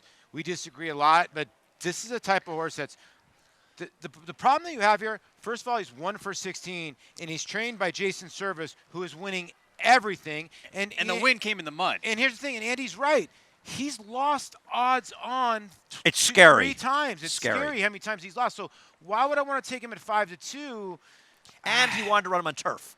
Because his last race, actually, on Yeah. the turf, was arguably one of the best races he ever ran. And I think Jason wanted him on the turf and said, well, I'll run him back. He's one of the favorites, and you're supposed to run him. But he's going to win if the 13 doesn't show up. That's how he's going to win. Or the Here's maybe the other choice, if you want to go in a different direction and try and get a little value at 9-2, Fox Red, Junior Alvarado, Chris Englehart, and speed from the inside. Yeah, listen, like we said, it goes from John Toscano's barn to Chris Englehart. Junior Alvarado is going to push from the rail, and I would think he can't get pressured. He has to at least stay within a half a length, maybe a length, and try to get to that turn 2 lengths clear, because he doesn't have a ton of finish, let's be honest, and there's going to be horses that are going to be running right at him, and the 2 horses that are going to be running at him are probably going to be your favorites. You know, it also feels like his form really dissipated once she was claimed from Linda Rice. And you're just going to hope, and John Toscano, he does a great job. They win. You're going to have to hope in the new barn for Chris Englehart, who's also good, he can somehow resurrect him, because I just feel like he kind of lost his form for the new connections. We'll see. Drawn inside with speed. We just saw that work out in the last race for a maiden breaker. Cash offer for Mark Hennig. We'll see how much pressure Fox Red gets early. Favorite, though, even money. The main track only entrant on the outside. That is Loverboy Lou, Kendrick Carmouche. Aggressive rider we talk about all the time.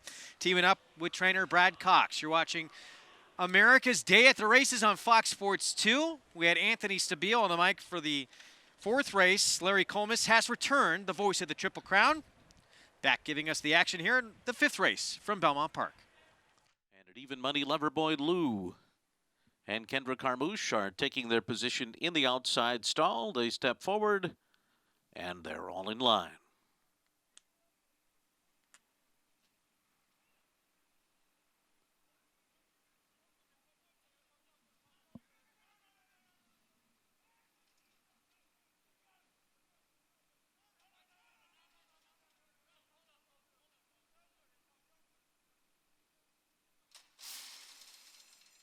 They're off. Loverboy Lou out quickly with Fox Red.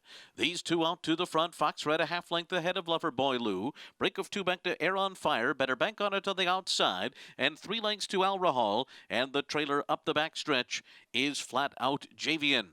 So it's Fox Red in front with Loverboy Lou 3/4 of a length behind. These 2 clear by 2 over Air on Fire in third as they race past the half-mile pole and move around the turn in 22.91 seconds. Break of another 2 lengths more back to Better Bank on it, who's fourth on the inside, 4.5 from the front, and riding the rail on the turn. Al Rahal is a good 9 lengths from the lead and 5 clear of Flat Out Javian as they come toward the top of the stretch. Lover Boy Lou runs up alongside of Fox Red and takes the lead as they turn for home. A 45.64 half, and Fox Red's coming right on back. And on the center of the track, Air on Fire is trying to come and get these top 2. Fox Red digs in. Loverboy Lou dead even. The 2 of them stride for stride. Air on Fire third, not getting to them. Loverboy Lou now to the front again.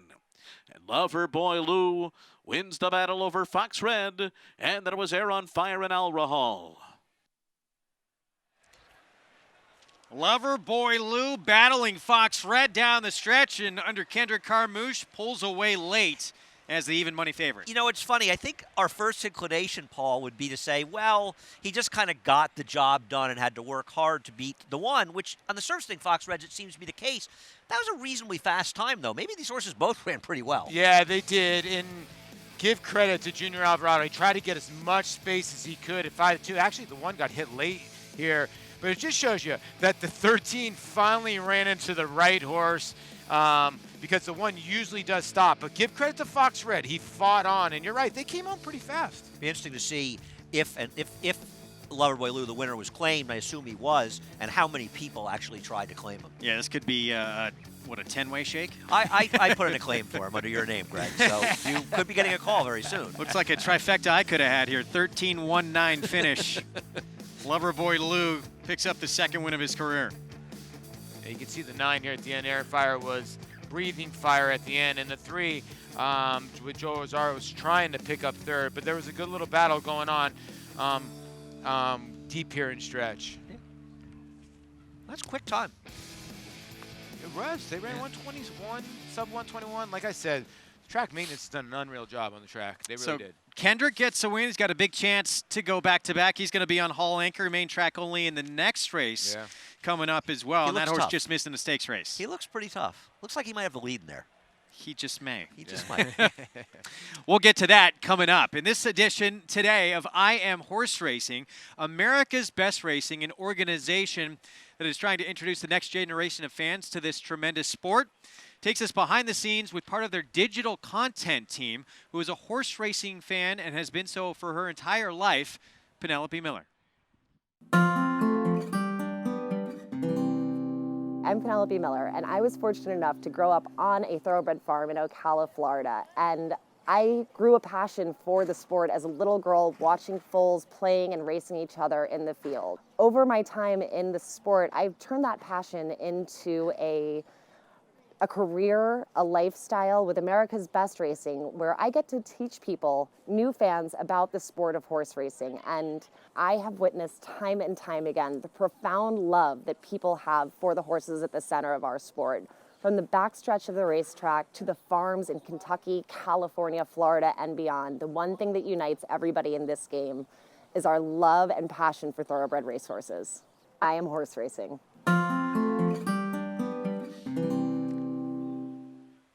Well, America's Best Racing wants your opinion. Which of these horses who won the Derby and Preakness but then would lose in the Belmont was your favorite? War Emblem, Funny Side, the New York bred Smarty Jones, who was so popular in California Chrome and his Chromie contingent. I rooted against all of them. I'm sure you did. How do we know that? You know, I bet against Silver Charm, but I love Silver Charm. You're the Tin Man. I cried when Smarty Jones lost.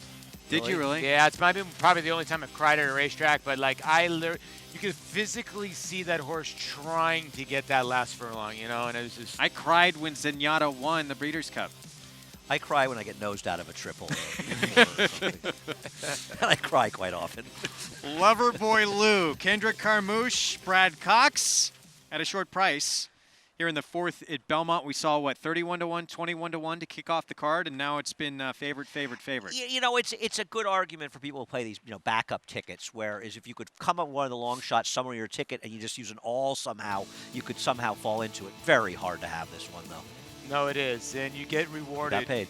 You're right. It was a $700 double to start the card, and then we started our show. We brought out all the chalk, and we got a $9 pick 3. if you'd have seen a $9 pick 3, and then when it turns over, the pick 5 is about $9,000. It's crazy. Yeah, it's amazing. $172 pick 4, $9,800 pick 5. Wow. I'll take the pick 5, please. Okay. We're going to get going in another pick 5, the Naira Bets late pick 5. That is coming up next. It starts in a race that's been taken off the turf. Race 6 at a mile. Now just a 4-horse field. Of course, races 8 and 9, they stay on the grass, so keep that in mind. But all we have left in here, the 1, the 5, sorry, the 1, the 3, the 5, and the 9. And Hall anchor, Kendrick Carmouche, as we mentioned, looks very tough in here. It's a great form since he's been claimed. I mean, you can't, he's just run really well for Rudy. Using them all, though, Paul. Yeah, I used all but 1, which you don't do, but I just don't think the 9 can win the race. 1, 3, 5 in here. I like the 6. Mint's a little tough. Mint's a little tough to make. I'm with Paul. Planet Trailblazer and Papazula. I mean, there's others you can use in there. I get it. 2, 4, 5. I'm not letting Chad Brown beat me on the turf, especially with maybe a tiny bit of give. 3, 5, and 6. Therapist and Big Handsome. And then in race number 10, Bourbon did it. I'll tell you what, the 10 horse in the last race, Curling Creek, do not leave out for Linda Rice on the drop. I think that horse is going to be ultra tough. I nearly win all but one in a race at Saratoga last summer. I know. 48 to 1 shot. Wound up winning it with a dream ride on the turf. You know, I'm having lunch with my friend Danny Mintz this week, so if the horse wins, I can remind him that the all but cost one. Paul the pick 5. The all but one will and me kill too, you. because I didn't use him either. So. Meanwhile, at Oaklawn in the 4th, we've got a maiden claiming race coming up. And Luddington, your current favorite right now, drops down in class, in for a tag for the first time. Blinkers go on this afternoon. We're just 2 minutes to post in this race coming up. And what do you think about Luddington in here for Randy Morse? I picked him on top, but I am trying to wake up a trainer that's 1 for 80 at the meet. I mean, Randy Morse is a good trainer. It's got to be so depressing to be on that kind of run. No, you're right. He's the kind of guy, like, if you wanted to equate him to anybody, he's a 280 hitter all day long in the big leagues. And he's got 10 seconds, 5/3. It's got to be frustrating. You're right. I mean, you take half of those wins, he's now a 12% trainer. So, like, it's crazy how things can go. But Blinkers go on a horse that's dropping. We saw it earlier with the Al Cates runner, and that horse jogged, dropping. This one's dropping to 30. I'm sort of with Andy here. I think the 3's the horse to beat. I mean, I guess the 9 on some minors, the other one dropping down for the Steve Asmussen barn. This horse did run a maiden special weight at Fairgrounds last time out. I don't know. Didn't do that much running, though. And let me hang on one sec. I just want to double check this here, because I do believe he was a late change. He was, yeah. The 9 is out. That was a late change. Okay. Well, so he definitely can't win this race. No. But I appreciate you letting me know, Greg. What about the 5? Yeah, we had a TV with Oaklawn. I guess Diodoro being so hot, the 5 dropping. They claimed for 40. Canterbury last time off the turf at Canterbury last time. I know. But you're right. I mean, well, the pickings are kind of slim here, to be honest with you. Asmussen just because he's hot. But I hate when they drop a horse down for the 30. They don't even bet the 7. Soul Ready last time out. And he ran like it. He ran terrible. So I don't know what to do with him either. And what about Santana being on Soul Ready, I believe, and French Dancer having, and the other one, Awesome Minor, I guess, the one who scratched. So maybe they like Soul Ready better. That was interesting that Santana showed up on the other Asmussen, who was 6 to 1 morning line when Awesome Minor was still in. That is true. You know what? That's a 3 Luddington. Forget about everybody else. We got to get Randy Moss. Yeah, Randy Morse in the winner's circle here. I mean, I feel bad for the guy. The guy's a good trainer too. Although it's rough. We probably should be rooting for the 2, considering Nancy Holthus is our colleague. Holthus, trainer, a trail boss. We're going to hear from Nancy at some point coming up this afternoon. Vic Stauffer will have the call. Race 4 from Oaklawn coming up, and the 3 Luddington for Randy Morse, the 1 to beat, dropping in class. They're off. Trail Boss broke well, so did French Dancer between horses. French Dancer takes the front. Luddington are now in 3rd. Then comes Soul Ready, followed by Wild Haven and Little Mark. And Tudor's Charge is outsprinted already 11 lengths behind. Dueling front runners, Trail Boss and French Dancer, and these 2 fly into the far turn. Trail Boss is a neck in front of French Dancer in 2nd. They've sprinted 3.5 clear of Luddington, but Luddington is moving very nicely, and now it's 2.5, less than that now. now. Ludington is after the front runners. 4 lengths now to Soul Ready and Wild Haven. Then comes Little Mark. Tudor's Charge has trailed throughout, and here comes Ludington. He's going to run up outside of Fresh Dancer. These two now match strides as Trail Boss has dropped out of it. French Dancer and Ludington at the top of the stretch, and Ludington continues that sustained charge, and now he is the new leader. Ludington now 2 in front of French Dancer, who's left back in second. Then comes Soul Ready and Little Mark, but Ludington looked like a winner all the way around the racetrack, and now he is 7 lengths in front. Soul Ready might get second. Ludington wins. Ludington won by 9 in the end. Soul Ready was second, Little Mark third, French Dancer finished fourth. As easy as could be, the hand ride from Alex Conchari. Blinkers go on. Randy Morse, good to see him in the winner's circle. I mean, we were watching this race, and Paul and I both said it. If this horse doesn't win, poor Randy Morse may never win another Well, at least race. he didn't have to sweat it out. When you're 1 for 80 and you know you're a good trainer, just win by 7 or 8. So I don't even have to sweat it. And you knew right here, he's probably yelling, just don't fall off the horse. And this gray wins finally with ease. And you know what? He won very nicely, and he, with the blinkers going on, it helped him out a lot. He could probably improve in his next start.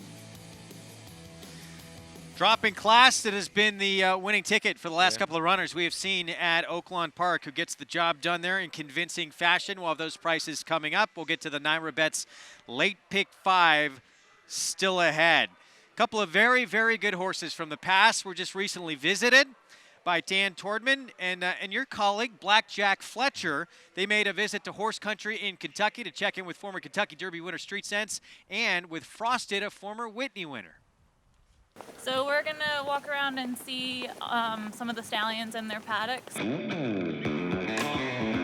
So we've got Street Sense over here. Fun fact, he's the last Kentucky Derby winner to win the Travers.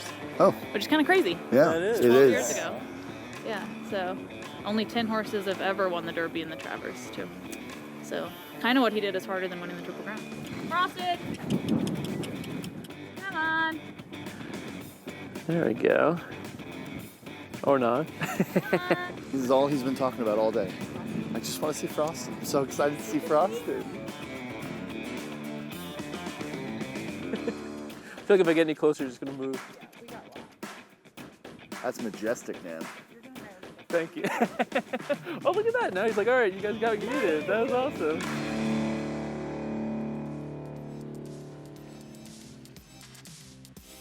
Yeah, plan your visit to horse country as well. Kentucky Turf and Turf Sweepstakes. Winner and a guest to win a 4-day fall vacation. Includes private fishing tour of Stone Farm, horse country farm tour, box seats at Keeneland, accommodations at Campbell House Hotel.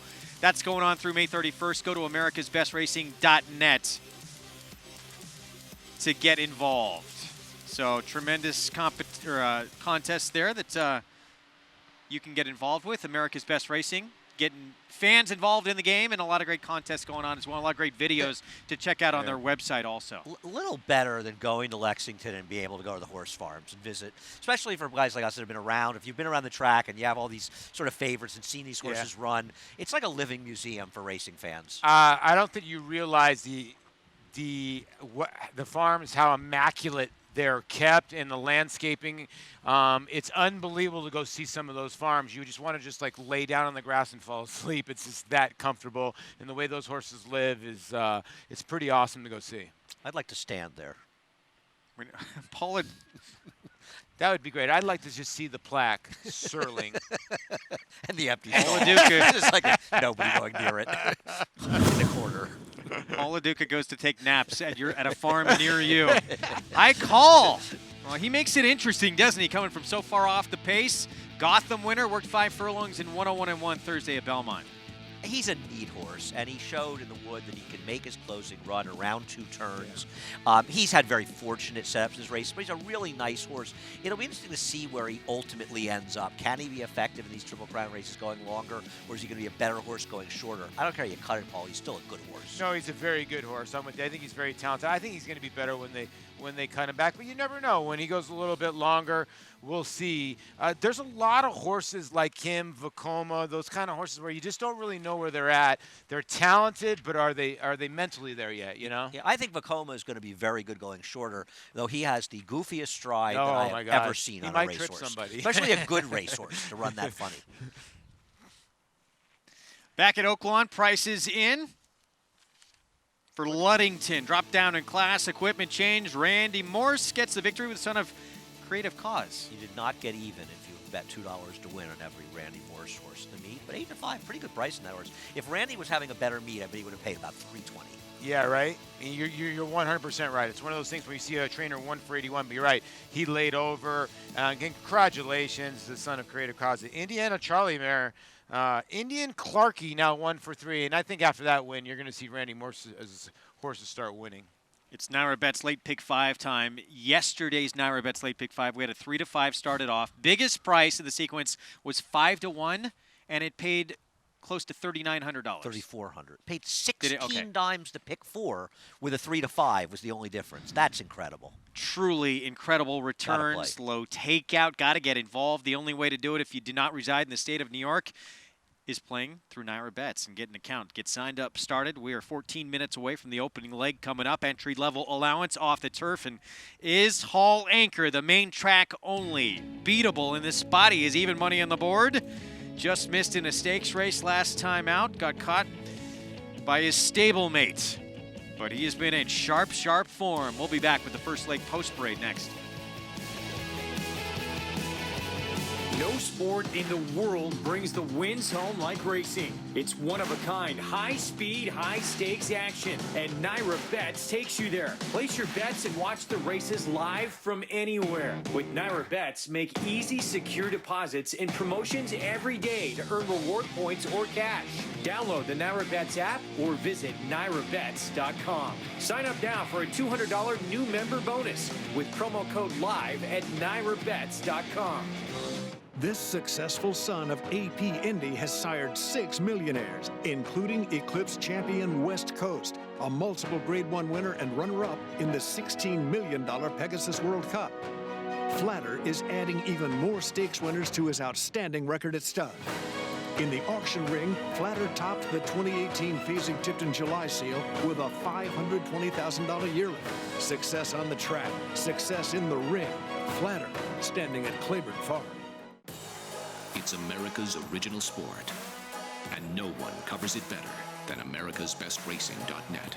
From the sport to the lifestyle, the best races, horses, and destination venues, cocktails, gambling, fashion, and more. americasbestracing.net is a sport for you. Live it, love it, bet it.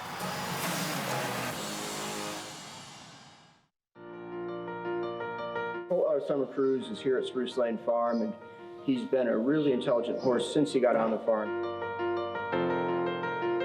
He's just got great balance and presence. He's got a really good mind, and he does everything that we like to do so far. Our plans with this colt are probably to take him to Saratoga or to Keeneland Book 1 or 2. He fits those. We paid $250,000 for him, so he was an expensive horse, but that's where he belongs. Run happy, standing at Claiborne Farm.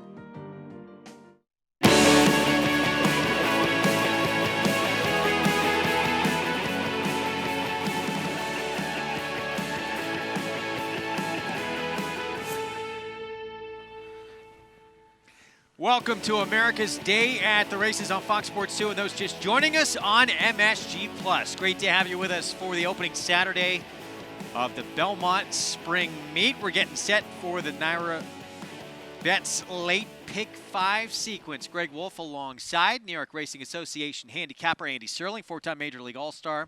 Paula Duke, our feature race today, very competitive group on the turf. Races 8 and 9 today do stay on the grass.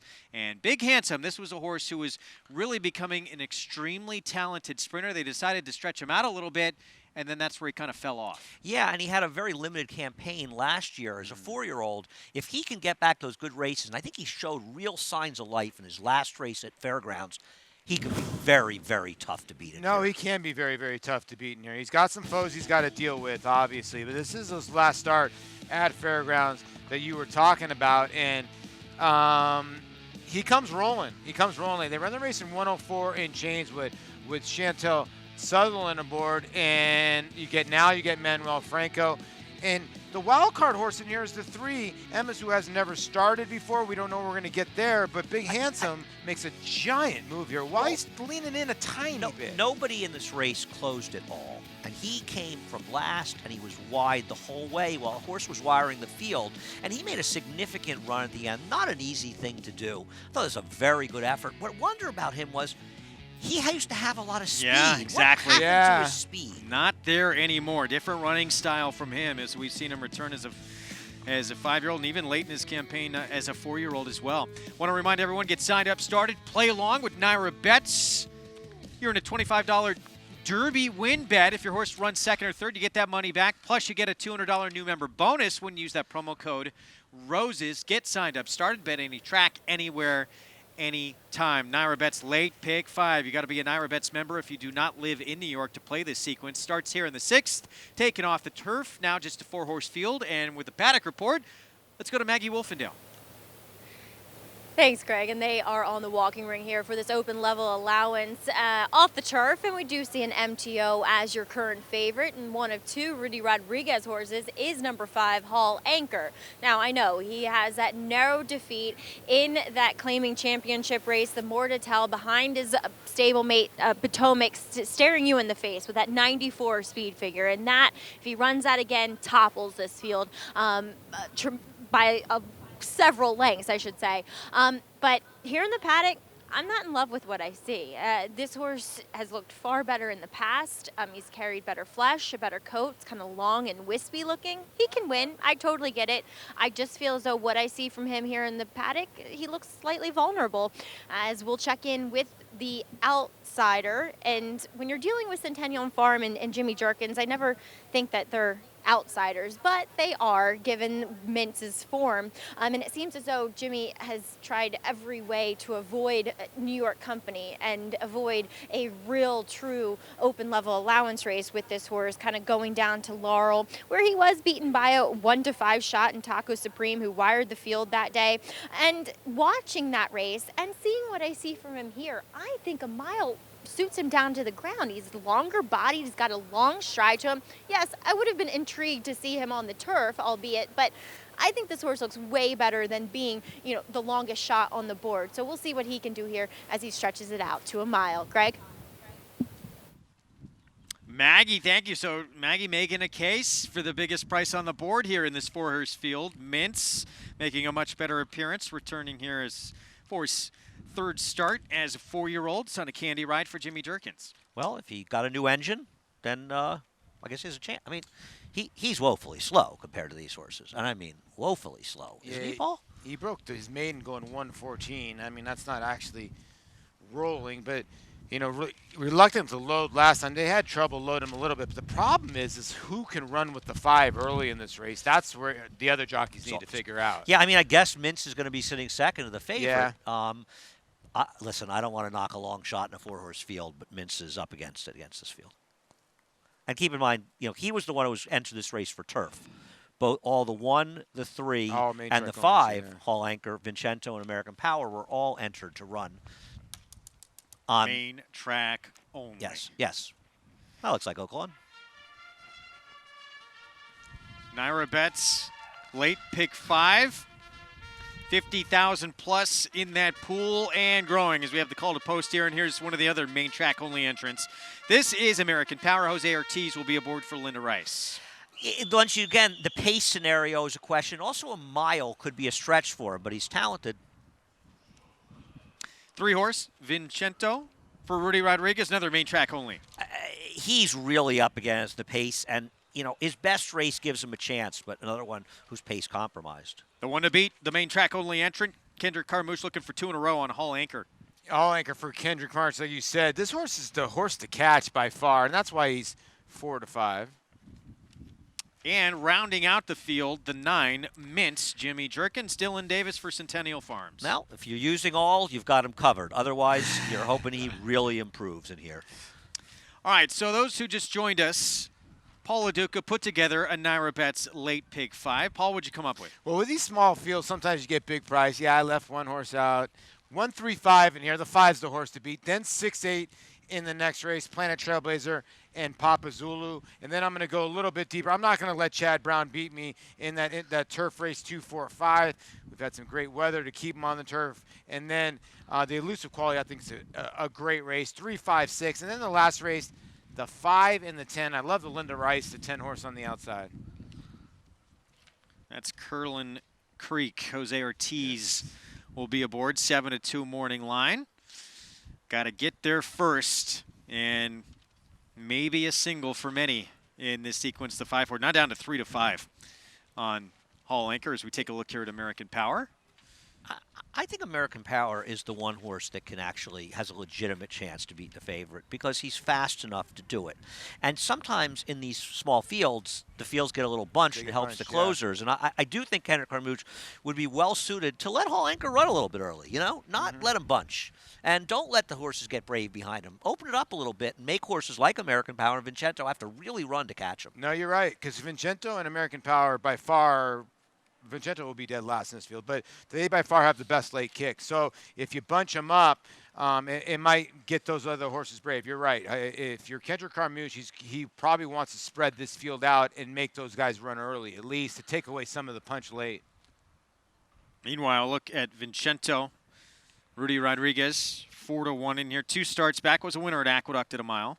He ran well that day and came from well back to get it done. There is a significant gap, though, I think, in some talent between the horses he was beating today and the ones he's facing in here. Not to say he doesn't have races that give him a chance in here, but this is a tough – I mean, it's a small field, but the 2 favorites are tough, the 2 shortest prices.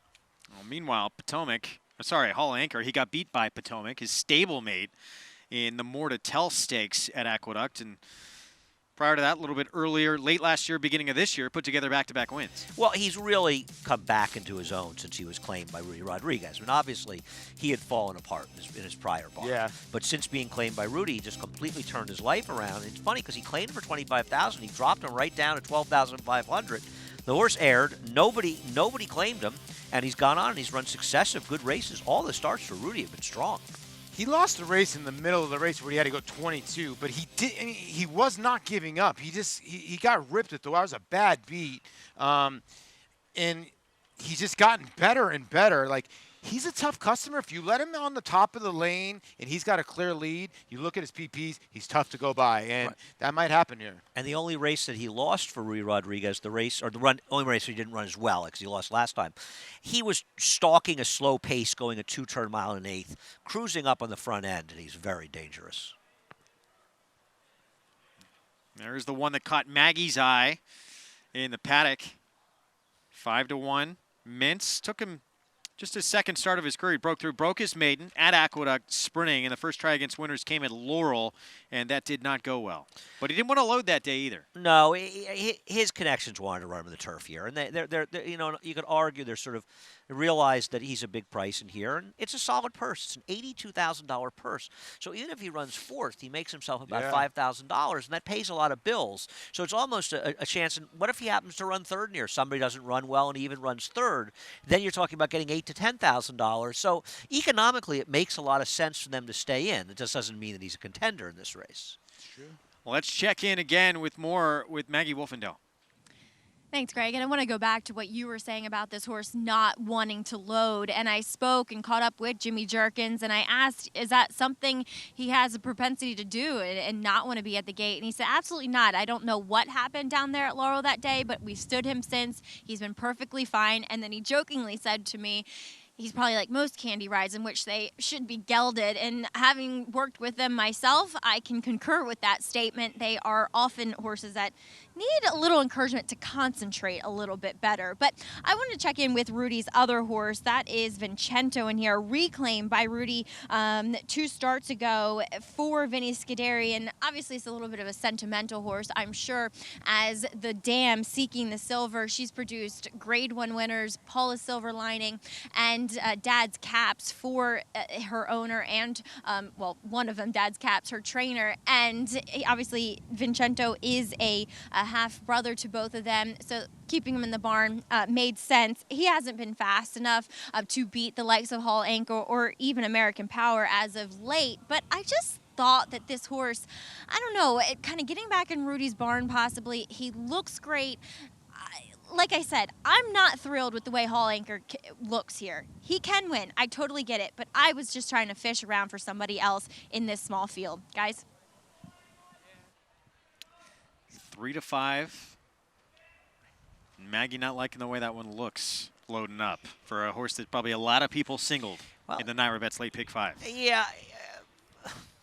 Yeah. I mean, I think there's coverage, a small field, but the one thing about him is he is a horse that Rudy really resurrected, and his career had gone the wrong way. And sometimes these horses will turn around and they'll revert a little bit to that former form. He certainly got some bad races before he got good for Rudy Rodriguez. You know, before he claimed him, he was gelded. They made the right choice. Last one in. Mintz for Jimmy Jerkin. Start of this Naira Betts late pick 5. Larry Colmus with the call. You're watching America's Day at the Races on Fox Sports 2 and MSG+. And the assistant starters getting Mintz to come forward and go in. They're all in line. They're off. Oh, Vincento stumbled coming out of the gate and unseated Manny Franco. Vincento took a stumble, unseated the rider, and now Hall Anchor and Mintz will go out to the front with American Power in third position early, and Manny Franco still down on the track after that stumble at the start and being unseated as they head up the backstretch here. It is Hall Anchor, the leader, on top by a length and a half over Mintz, and American Power will be sitting in third position as they continue their run up the backstretch through a 23.85 opening quarter mile. So it's Hall Anchor and Kendrick Carmouche a length and a half in front of Mintz here, and American Power sits 4.5 lengths off of them as they make their way around the far turn. Past the half mile, Poland through a 47.04 half mile. They're in pursuit of Hall Anchor, who continues to lead the way by a length. Mintz is second, and American Power is third and racing 4.5 lengths from the front with a loose horse behind the top 3 as they come toward the top of the stretch. So it is Hall Anchor in front as they make their way to the top of the lane here, opening up by 2.5 lengths.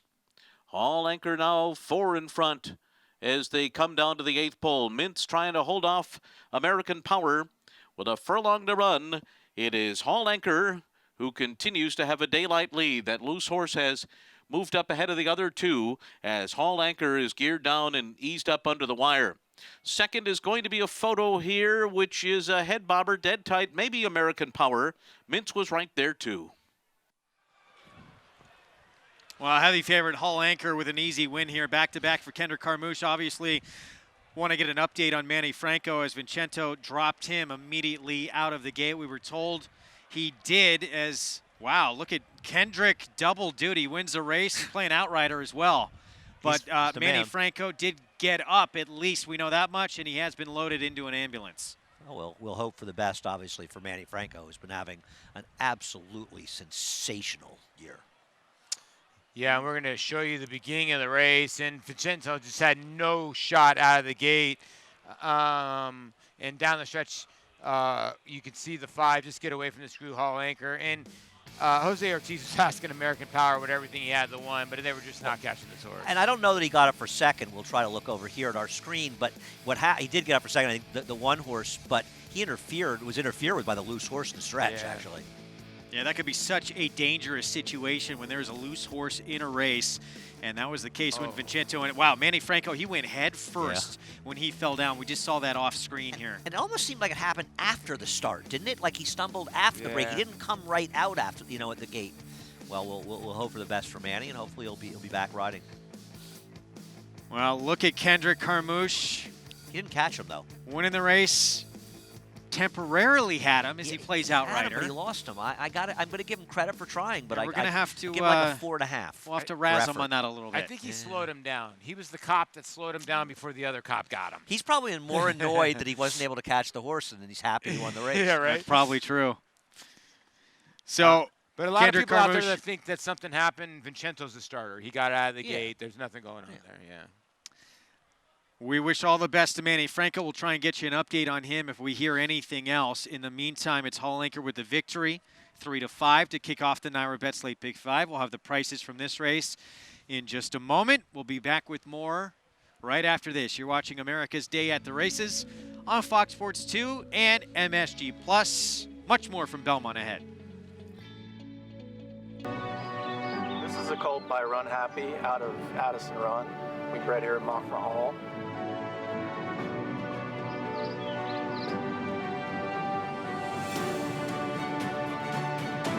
Well, he's a big, strong, good bone, big old hip on him. Moves really well. Has that kind of big cat-like walk when he just relaxes and gets rolling up and down the lane.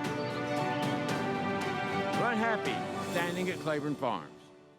No sport in the world brings the wins home like racing. It's one-of-a-kind, high-speed, high-stakes action, and Naira Bets takes you there. Place your bets and watch the races live from anywhere. With Naira Bets, make easy, secure deposits and promotions every day to earn reward points or cash. Download the Naira Bets app or visit NairaBets.com. Sign up now for a $200 new member bonus with promo code LIVE at NairaBets.com. He's bred to lead. His name is Commissioner. Elliot, I can't wait to see the Commissioner foals run this year. He was always one of the best foals we had. He was always one of the best yearlings we had. He was a maiden special weight winner at 2 at Saratoga. He went on to be a multiple graded stakes winner, and he's the last classic place son of AP Indy. Let me tell you, they looked the part at the sale. He's by AP Indy. He's got a bottom side to boot. He's got every chance. I'm really excited about this crop.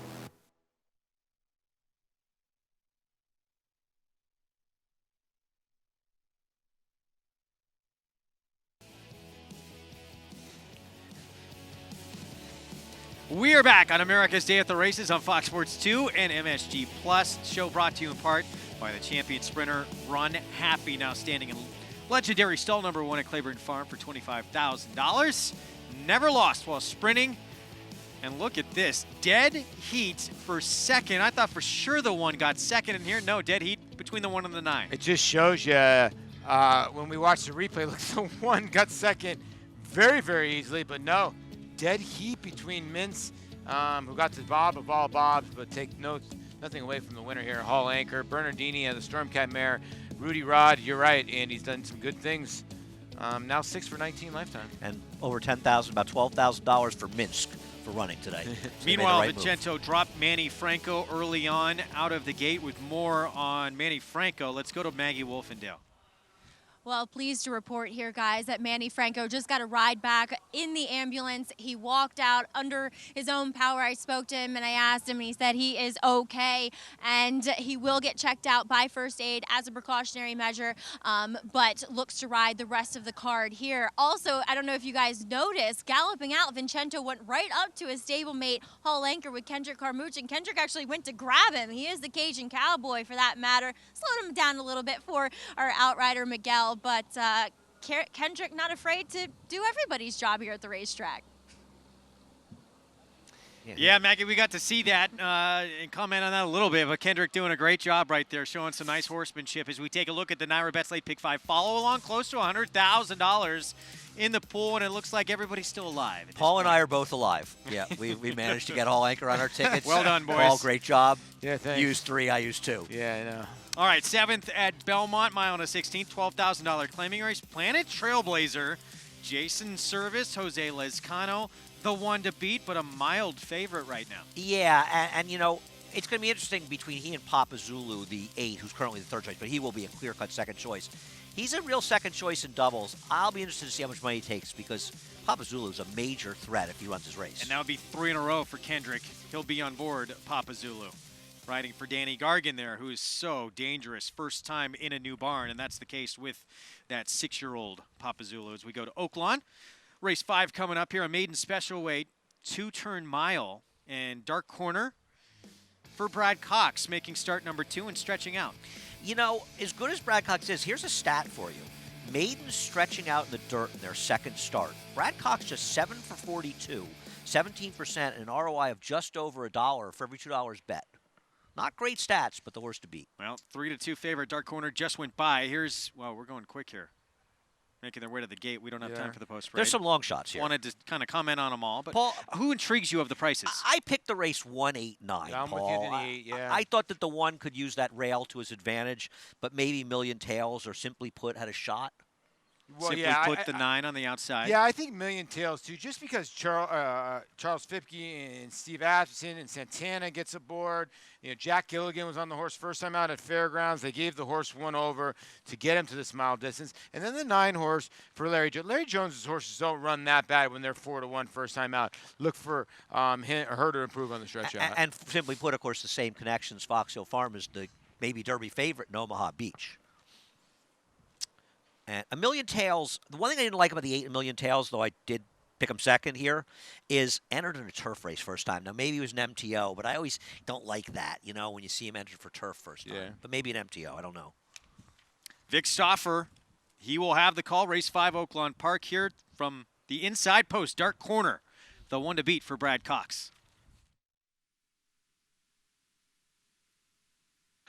They're at the post. They're off. Flat Out Country is flat out sent for the front from Dark Corner. These two go very fast. Letters to Bell tugs up into third. Then to the outside end, Simply Foot with Million Tails and AP Princess, who moves through at the rail. She's a Truckin' was slow into stride, and she's towards the back of the pack with Flashy Biz, and the trailer is Hannah Highway. Dark Corner rides the rail to the lead from a hard tugging Flat Out Country. These two to the backstretch. Dark Corner 3/4, less than that, maybe a half. Flat Out Country is second, 3/4 of a length to Letters to Bell. Then comes Simply Put. She's fourth, only 2 lengths off the lead. AP Princess is fifth with 4 lengths to close. Then She's a Truckin' and Million Tails. Flashy Biz has 6 lengths to make up, and Hannah Highway is 10 lengths behind. They go to the half-mile pole. The finish line is the 16th pole, and Dark Corner and Flat Out Country are even now, leaving the backstretch. Flat Out Country outside, Dark Corner inside, and Dark Corner now puts her neck back in front.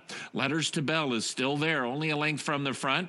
Then it's 2 back to AP Princess, who moves up nicely in the blue. Here's AP Princess within 3 of the lead. Simply Put has dropped back, passed by She's a Truckin' and Flashy Biz. Then Million Tails and Hannah Highway, Flat Out Country and Dark Corner. And Flat Out Country is the new leader now. She's a full length in front of Dark Corner, who backs out. Flashy Biz and AP Princess have chances, and thereafter Flat Out Country. Here comes AP Princess. Flat Out Country leads. AP Princess and Flashy Biz. Flat Out Country in front.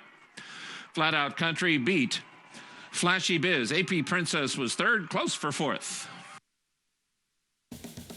Flat Out Country, daughter of Flat Out, gets the job done. Chase Stewart, Walter De La Cruz. Running the Flat Out here, I think, on Friday, actually, at Belmont Park. Oh, yeah? Well, I think we're running the Flat Out. You know what? This was under a ride the whole way, Paul. Yeah, he was. And, you thought at one point in mid-stretch that she was sort of out of gas. Right here, you think she's the winner. And then you can see Walter. He takes a look in between his legs. I hate that. Yeah, there's 8 other horses behind you. And then he starts coming. And when he hits her left-handed, she starts looking at the stands a little bit, starts wandering out, but she's clear. And it might have helped her to intimidate the other fillies in here. But you know what? I don't think any of the other ones were really going to go by. This is a nice little trifecta, the 3-4-2, because the 1's off the board, the 8 and 9 did not fire in here. You get some prices in this race. Claiborne Sire, Flat Out, getting a winner here with Flat Out Country. Bit of an upset in that race. Still to come, another edition of Riding with Rosie. And a horse coming off a win in his first schooling horse trials. She takes us through the ropes with this one. Bethel Cat when we come back.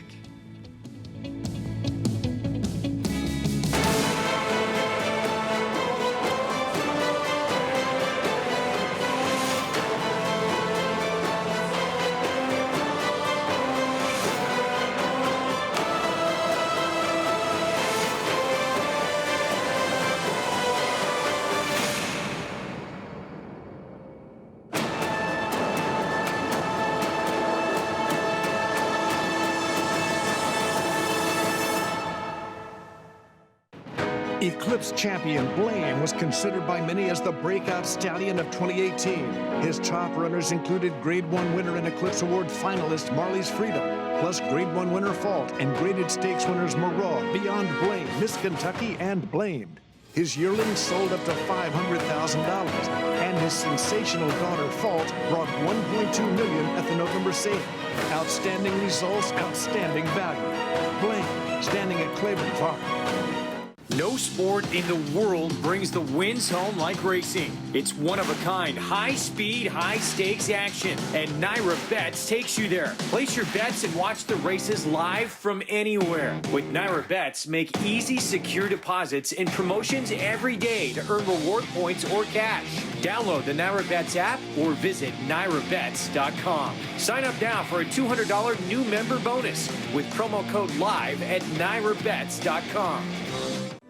So my name is Robbie Herzl. I'm the yearling manager here at Claiborne Farm, and we've got the first crop of Run Happies this year. Overall, I'm very, very pleased with them. So we have a colt out of Queen of America. He's really nice, looks just like his dad. Very pleased with how he's coming along. So there was a lot of demand for the weanlings last year. They sold for over 6 times their stud fee, and we're really excited for the yearlings to come through the sales, and we're expecting big things from them. Run Happy, standing at Claiborne Farm.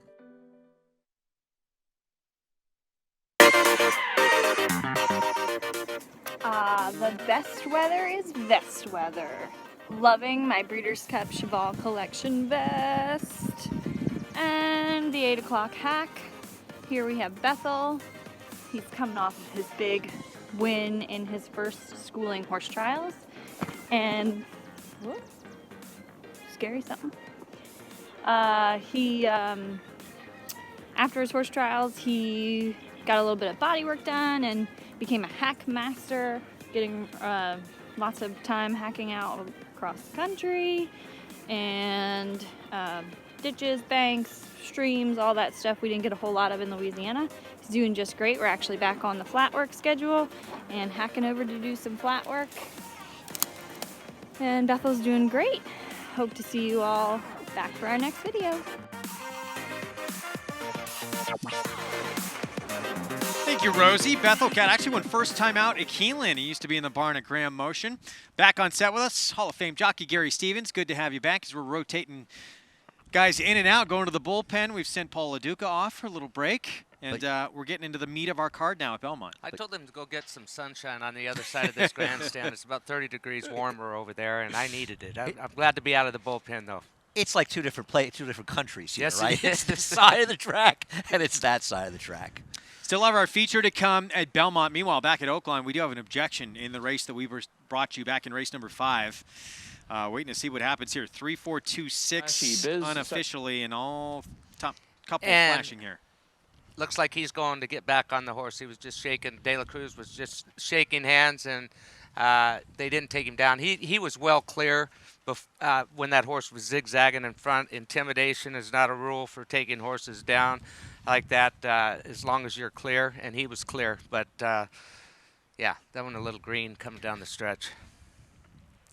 I'd have left him up.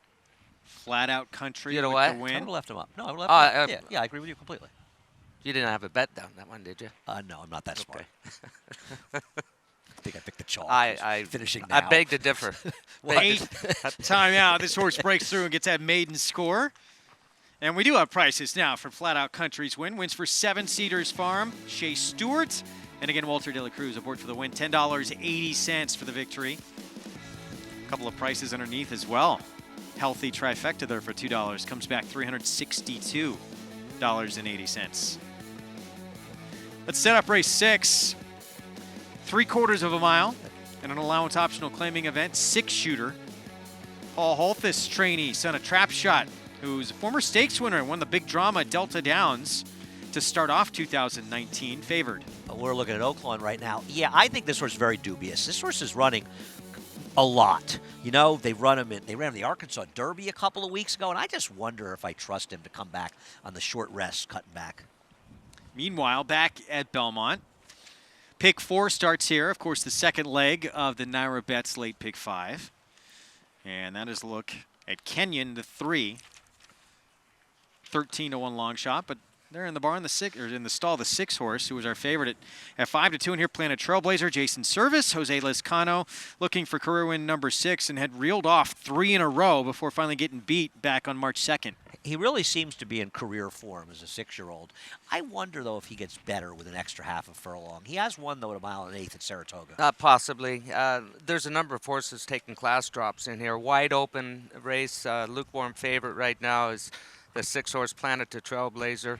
And he's a horse that needs some pace up in front of him to set things up for him a little bit. Yeah, we'll see how much they're moving here. And a horse like Mamo, who's a bit of a price, he looks to be the controlling speed.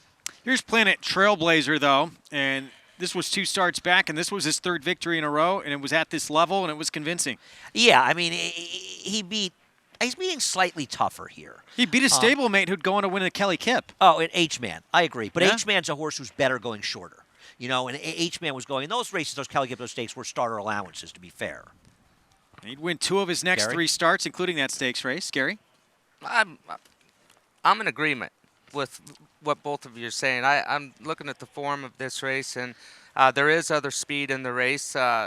Zaboni, the 7-horse, he carries some speed, possibly hook up with the 9-horse Mamo. But I think it sets up well for Planet Trailblazer today. Now time for a paddock report, so let's go to Maggie Wolfendale.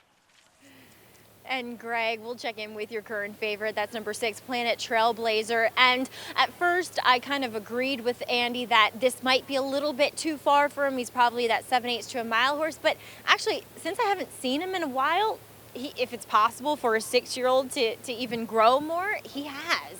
He's gotten a lot longer in his frame, and he's just ticking every box down here.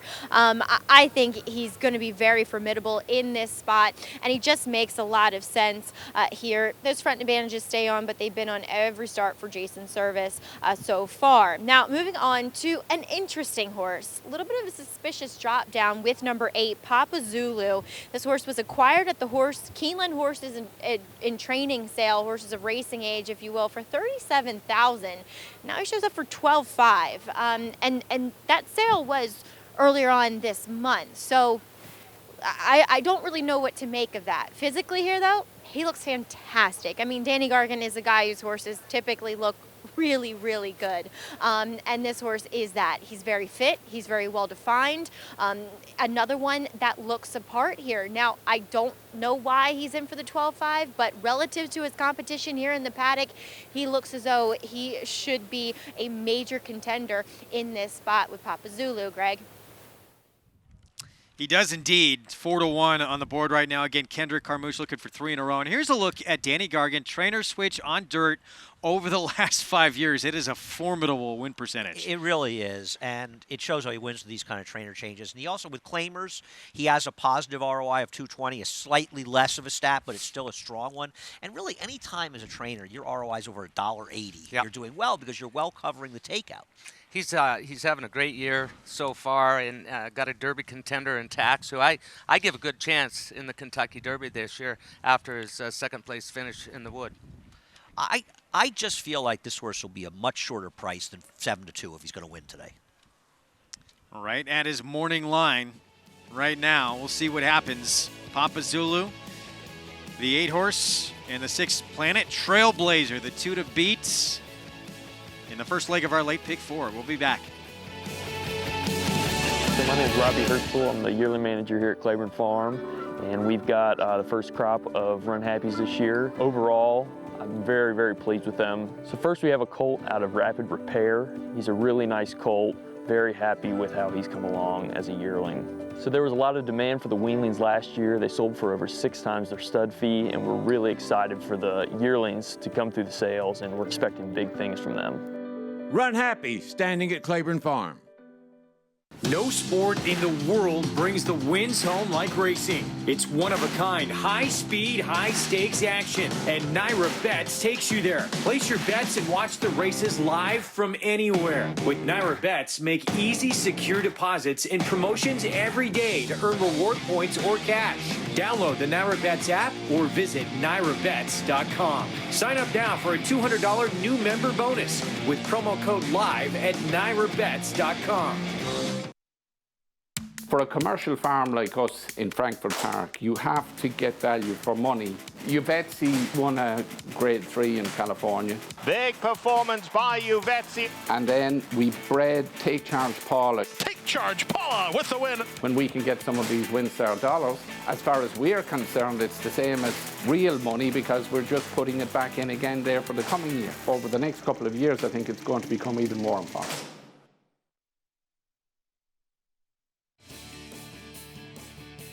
You're watching America's Day at the Races. It is brought to you in part by America's Best Racing. For the love of the race, visit americasbestracing.net today. Great to have you with us on Fox Sports 2 and MSG Plus. Greg Wolf, Andy Serling, Gary Stevens, Paula Duca, and Maggie Wolfendale with you as we get set for a post-parade for the start of this late pick 4 sequence coming up. 7th race. Approaching the 5-minute mark to post. And we'll kick things off with Sparty Boy. Manny Franco took that spill in the last race right out of the gate. He's fine. Pretty great to see Manny back riding so quickly. This horse ran a super race for Rudy off the claim and has deteriorated since then. He'll break from post 4, breaking second to the outside, the other half of the entry, Old Upstart with Dylan Davis. This one is off the claim for Rudy, so maybe he'll step forward first time off the claim. The rail goes to Halloween Horror, the 2, for Patrick Quick. You know, he's run races at times that give him a chance. He's probably a little better, a little moisture in the track. Kenyon Long Shot, the 3, trained by Gary Siaka. He's a price, but he's at least in good form. Too Hot to Even Speak is at 26-1 for Carlos Martin, just 3 for 46. This is the Serling Long Shot Special. Trying to get him in second or third in this race. He's sneaky good. If he runs back the race at 3 back on February 9th, he's going to be a factor. 6 starts this year, has not hit the board. You're gonna be surprised, Greg. American Lincoln, the 5. Trained by Antonio Arriaga off the claim. Antonio Arriaga does a very good job, but it's tough to claim from Linda Rice successfully, and even though he won his last, he'll need to run better today. Jason Service has Planet Trailblazer very sharp right now. Jason Service not winning at his usual 60% at this meet. He's really tailing off badly. He's much the worst to beat. Yeah, just 32% on the year overall across all racetracks. Zabione, I'm thinking, for James Bond. That would be correct. Took advantage of a gold rail 2 back when he won. Papa Zulu, Danny Gargan taking over. We showed you those numbers when he does so, 30%. I picked him on top over the favorite. We'll see what he does. I don't love this drop, but this horse has got races that can absolutely win here. Makes a nice appearance, too. Here's the 8. Oh, there he is, Papa Zulu. Continuing to look at the 6-year-old son of Broken Bow. 7-2. Running off. Mamo, the 9. So speed outside with this 4-year-old for Gary Gullo. Well, he was beaten 5 lengths plus by Planet Trailblazer last time, but he does possibly look like the controlling speed. So that is your field for a race that kicks off the pick 4. Get signed up, started, play along with Naira Bets, and you could take advantage of the Derby promo. Place a $25 win bet on the Derby. You run second or third, you get that money back. You also get a $200 new member bonus if you bet $200. Within 14 days, you'll get $200 in your account. Again, promo code is ROSES. Details at NairaBets.com or go to the NairaBets app. Planet Trailblazer. 6-year-old son of pioneering for Jason Service. 3-race win streak came to an end last time out at Aqueduct against a horse who would come back to win again next time out. He's our 2-1 favorite. In very sharp form, and definitely we know he fits at this level. Listen, he's in great form, and as you say, with It's All Relevant winning back. I mean, It's All Relevant, who beat him, has been on a tear, so losing to him was no disgrace. He's just in very good form. He keeps running back his race. It's going to be tough, right? Yeah, he's got that big old long, lazy stride to him and not a big turn of foot or anything. He's just a steady, one-pace kind of horse, and he gets in that stride. It looks like he's going in slow motion when he's coming through the stretch, and you look at the horses behind him, and they're taking 2 steps to every one of his one stride. So he's a pretty neat horse. Won a lot of races, started only 17 times, and 6-year-old. So it's kind of what that you want in your barn. Meanwhile, the Andy Serling long shot special, 28-1. Maybe if you love the 6, maybe create some value underneath with this 4. too hot to even speak. Well, okay, I'll give you my short story on him. 3 back, he ran very well. He was 3 to 4 wide the entire way, chasing the pace, and that was a day when the rail was probably the strongest it was the entire winter at Aqueduct. Then they got optimistic, and they moved him up from this level, 12.5, up to 20,000. So he just met horses that are tougher than these. Last time out, still at 16s, tougher horses than these. Now he drops down to 12.5. Now, he did find himself in a tough spot with Planet Trailblazer and potentially the 8 horse as well. But maybe he could be third behind them. I played tries. Let me ask you, am I crazy looking at American Lincoln? First off, the claim here. I was claimed for $14,000 last time out. He's won 3 of his 15 lifetime starts, but he is taking a small drop, same type of horses, but that was a win. He's not really dropping because his last race was for non-winners of 3 lifetime. Exactly. So it's, these are tough. I mean, you're meeting Planet Trailblazer. He was second in the long branch. That is not the American Lincoln that will be running today. American Pharaoh won the Triple Crown. That's fine. There's some back class there, though. Oh, no. He was once a talented. There was a time in his career where he would smother this field. I just don't know if that time has passed. Well, we're talking about the 5, American Lincoln. He is 5 to 1 on the board. We have more, I believe, with Maggie Wolfendale right now. And for certainly, American Lincoln's glory days are behind him, it would appear on paper. And I totally agree with what Andy was saying. If anything, this is actually tougher. Once you graduate out of those restricted non-3, non-2 races, then you're facing horses that have won upwards of 5 races. So I think the waters get deep here. I can say, though, in his favor, he looked tremendous in the Paddock. And Antonio Arriaga, although his percentage is a little bit lower this year, he has done well with his horses off the claim. But let's face it, guys, he's claiming off one of the best claiming trainers that we have on this circuit in Linda Rice. Certainly tough to move a horse forward off of the Linda Rice barn. And let's give a little love to Linda Rice, who just won the Aqueduct Winter Training title. And Linda, of course, who won the Saratoga Training title in a huge battle with Todd Pletcher a few years ago.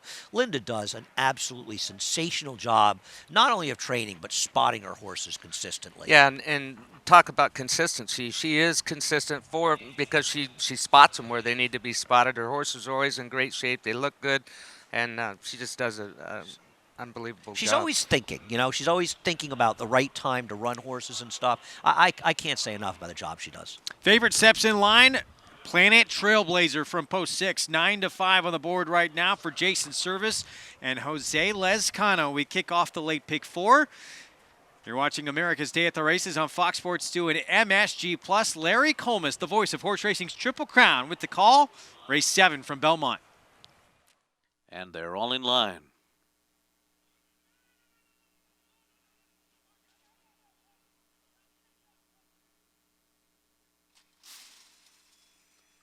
They're off.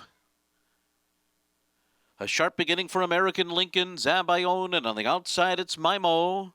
These 3 out the best with Kenyon right behind them. Planet Trailblazer away running in 5th on the outside by 2.5 lengths. And then it's Halloween Horror, followed by Too Hot to Even Speak in between horses, Sparty Boy on the outside, and then it's Papa Zulu and Old Upstart. Up the backstretch, 23.39, that opening quarter mile. And Mimo has taken charge here and opens up to lead by 2.5. Kenyon second on the outside of American Lincoln. Planet Trailblazer is side by side with Zabayone, 6 from the front. Another 2 lengths more back to Sparty Boy racing on the outside of Too Hot to Even Speak. And then Halloween Horror at the rail, followed by Papa Zulu. Old Upstart trails the field, racing to the half-mile pole. And it is Mimo out here winging through a 47.03 half mile. With a half mile to run, Mimo's got a 4-length lead. American Lincoln is second. Planet Trailblazer making strong and steady progress through an opening on the inside up into 3rd and about to be second. And then it's Kenyon in 4th, put to the whip and starting to drop back, followed by Too Hot to Even Speak and Zabayone. And they're catching up to Mimo. Planet Trailblazers just cruising up right alongside under Jose Lezcano and right on by. 3/4, 112.21, and Planet Trailblazer has easily taken charge here and yet to be asked to run. At the 8th pole, in front by 5. Into second is Halloween Horror, who is clearly gone by Mimo, who's back running in 3rd. But Planet Trailblazer has just crushed them. Planet Trailblazer, an easy winner. Won it by 6 over Halloween Horror. Papa Zulu came late to get 3rd from Mimo. That was a walk in the park for Planet Trailblazer. What a performance here now. 4 wins in the last 5 starts. He is sharp. He is sharp, and so is Jose Lescano, who made a very wise choice staying here this winter. He had a great winter riding, and he's really carrying it forward. Yeah, and spotless ride here on Planet Trailblazer. All he had to do was point him in the right direction. The pace fell down in front of him. They were rolling up front with this headwind. It's knocking them out late, and with those big, long galloping strides, he's just lengthening with every one of those long strides. Halloween Horror comes on nice for the second place finish here, but no match. 32 to 1. Yeah, big price. Big price. And sort of a very minor clunk up for third, I think, for the number 8 Papa Zulu, who really never got into it. Yeah, that was a little surprising. He never got involved in here. This horse is so sharp right now, Planet Trailblazer. As easy as could be. Mamo got out to an early lead all by himself in here, but quickly reeled in around the turn. Yeah, well, you can see the move he's making. I mean, it's got to be nice, Gary, when you're running a horse like that race here. It's a good feeling, especially at Belmont Park with this with that long sweeping turn, and then this long stretch here. That's a good feeling. How many people do you think tried to dip in for this horse? You know, it's tricky. 12.5? Well, the question is, are people reticent to claim from Jason Service? Because you don't see. I mean, listen, this horse has been in good form for a while, and nobody's gone in. He ran 2 races for 7,500 at Parks, and nobody wanted any part of him. So I don't know. I wonder, because a lot of people look and think, I don't know. I know I probably can't improve him on Jason Service. Can I even keep him going as well as he's going now? Well, and the thing is, what do you do with him? Right. You wait until he's out of jail and running back for the 12.5 again, because you can't take a whole lot of jumping up in class. Exactly. We were just told, no claims. 6, 2, 8, 9. Planet Trailblazer as the 3-2 favorite gets the win. But if you got some coverage there for second, maybe created some value in that exacta with a 32 to 1 shot. You know, Papa Zulu ran third, by the way. I just want to say my 4 who finished 5th or 6th was making a menacing move for second or third in the turn. And Greg, I don't think you were rooting as hard as you should have been. Well, had it been a I mile know in and your an heart eighth. you were rooting for. Mile if you would have been 7th. I think I needed less distance somewhere. Okay. Right? Couple of wins today for Jose Lescano. Well, the prices from this race coming up in a moment as we shift gears and head back to Hot Springs, Arkansas, and Oaklawn Park. I'm betting this race at Oaklawn. I'm just letting you know right now. Race 6, it's a starter allowance. You can tell us who you're betting here in a second here. 6 furlongs coming up. 6-shooter is 6 to 5. Do you like another long shot? Yes, I do. I like the 4 all business. You know why? Because I'm all business. You really It's a are. hunch bet. All business. We took a photo yesterday, kind of kicking off our production meeting of everyone back together for the first time. Everyone's smiling, waving at the camera. Andy didn't even have time to look at the camera. I'm all business. I'm that kind of guy. I'm all serious. So, I don't fool around like you guys. Bear Trap, part of the entry breaks from post 2 for Robertino Diodoro, and here is the entry mate, Brush Country. I think he's the stronger half of the entry. He is. Off the claim. The rail all around. Blinkers on today. Yeah, he'd have to move forward, but he ran okay off the claim last time. Nakadoche's the 3 for Steve Asmussen with Ramon Vasquez. He definitely would have to get faster to win this one.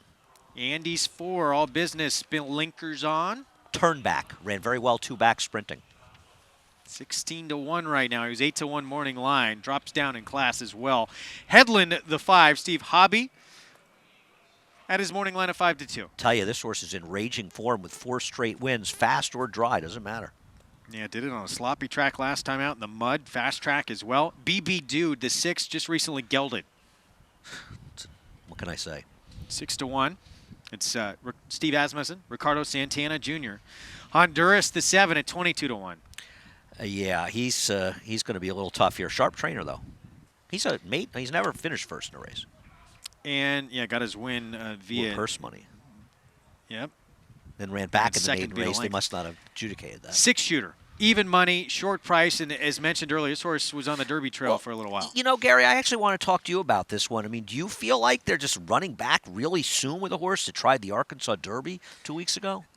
Yeah, I mean, unless he just didn't do any running, which he didn't in the Arkansas Derby, and why not running back and less working? He's the horse to beat if he runs a race. Absolutely, No he's question the about horse it. to beat. He's taking the biggest drop in class in Yeah, it's a big drop. of the year.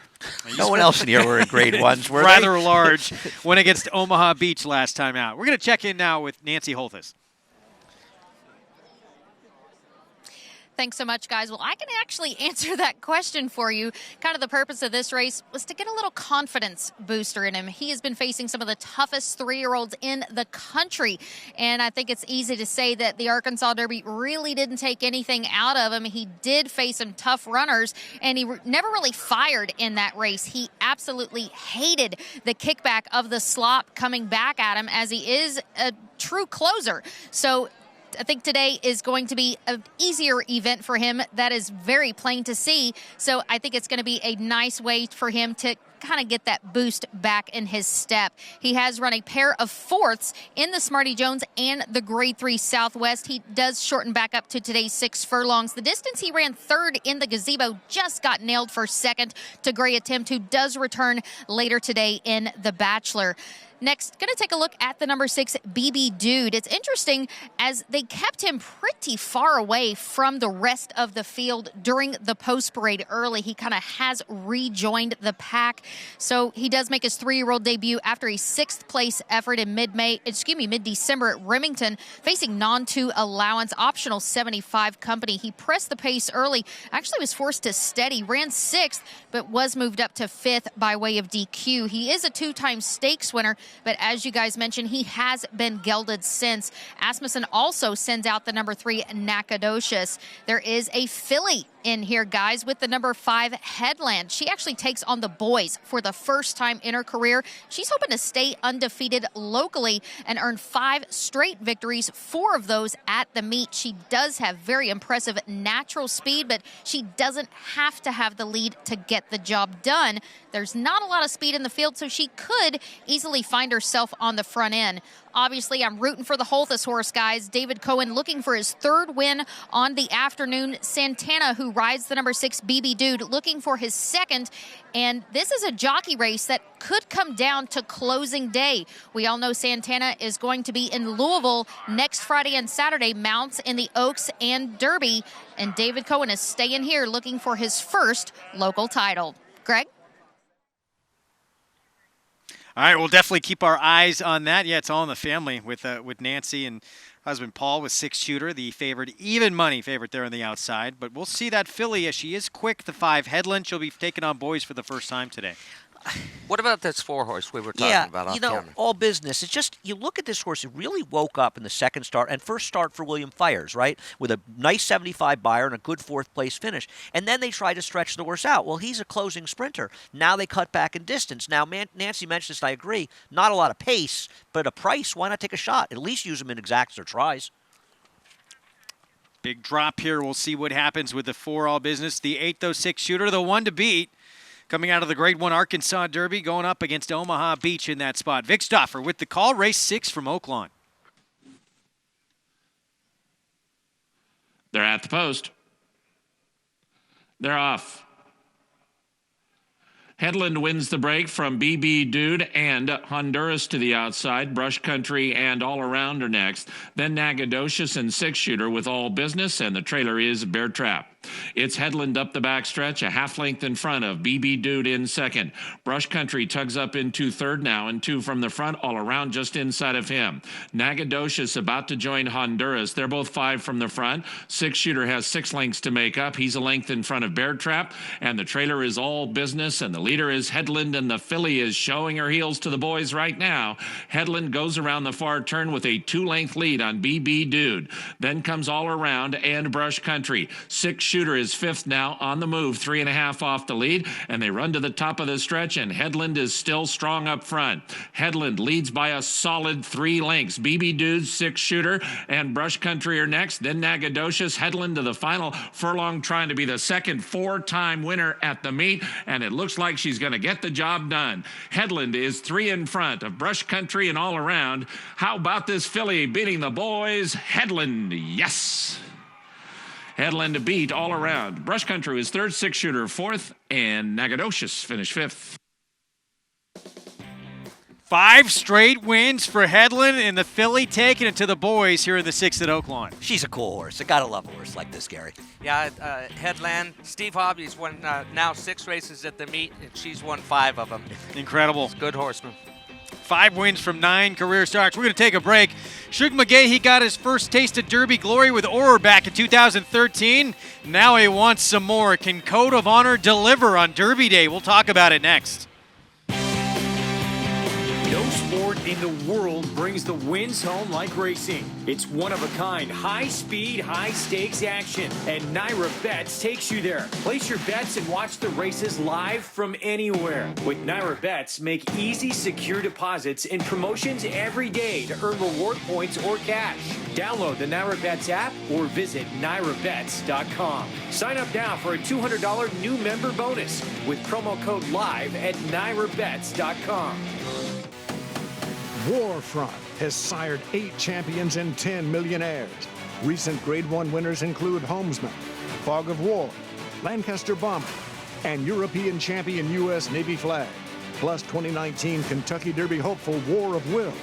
He's also sire of the highest priced yearling sold in North America in 2018, and international super sire on all surfaces and all fronts.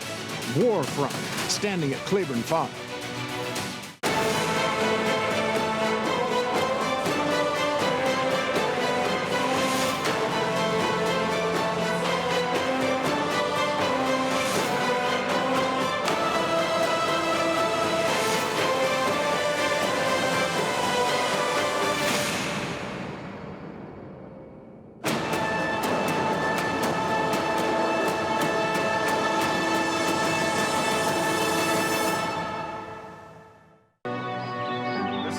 By Run Happy out of Addison Run. We bred here in Moffra Hall.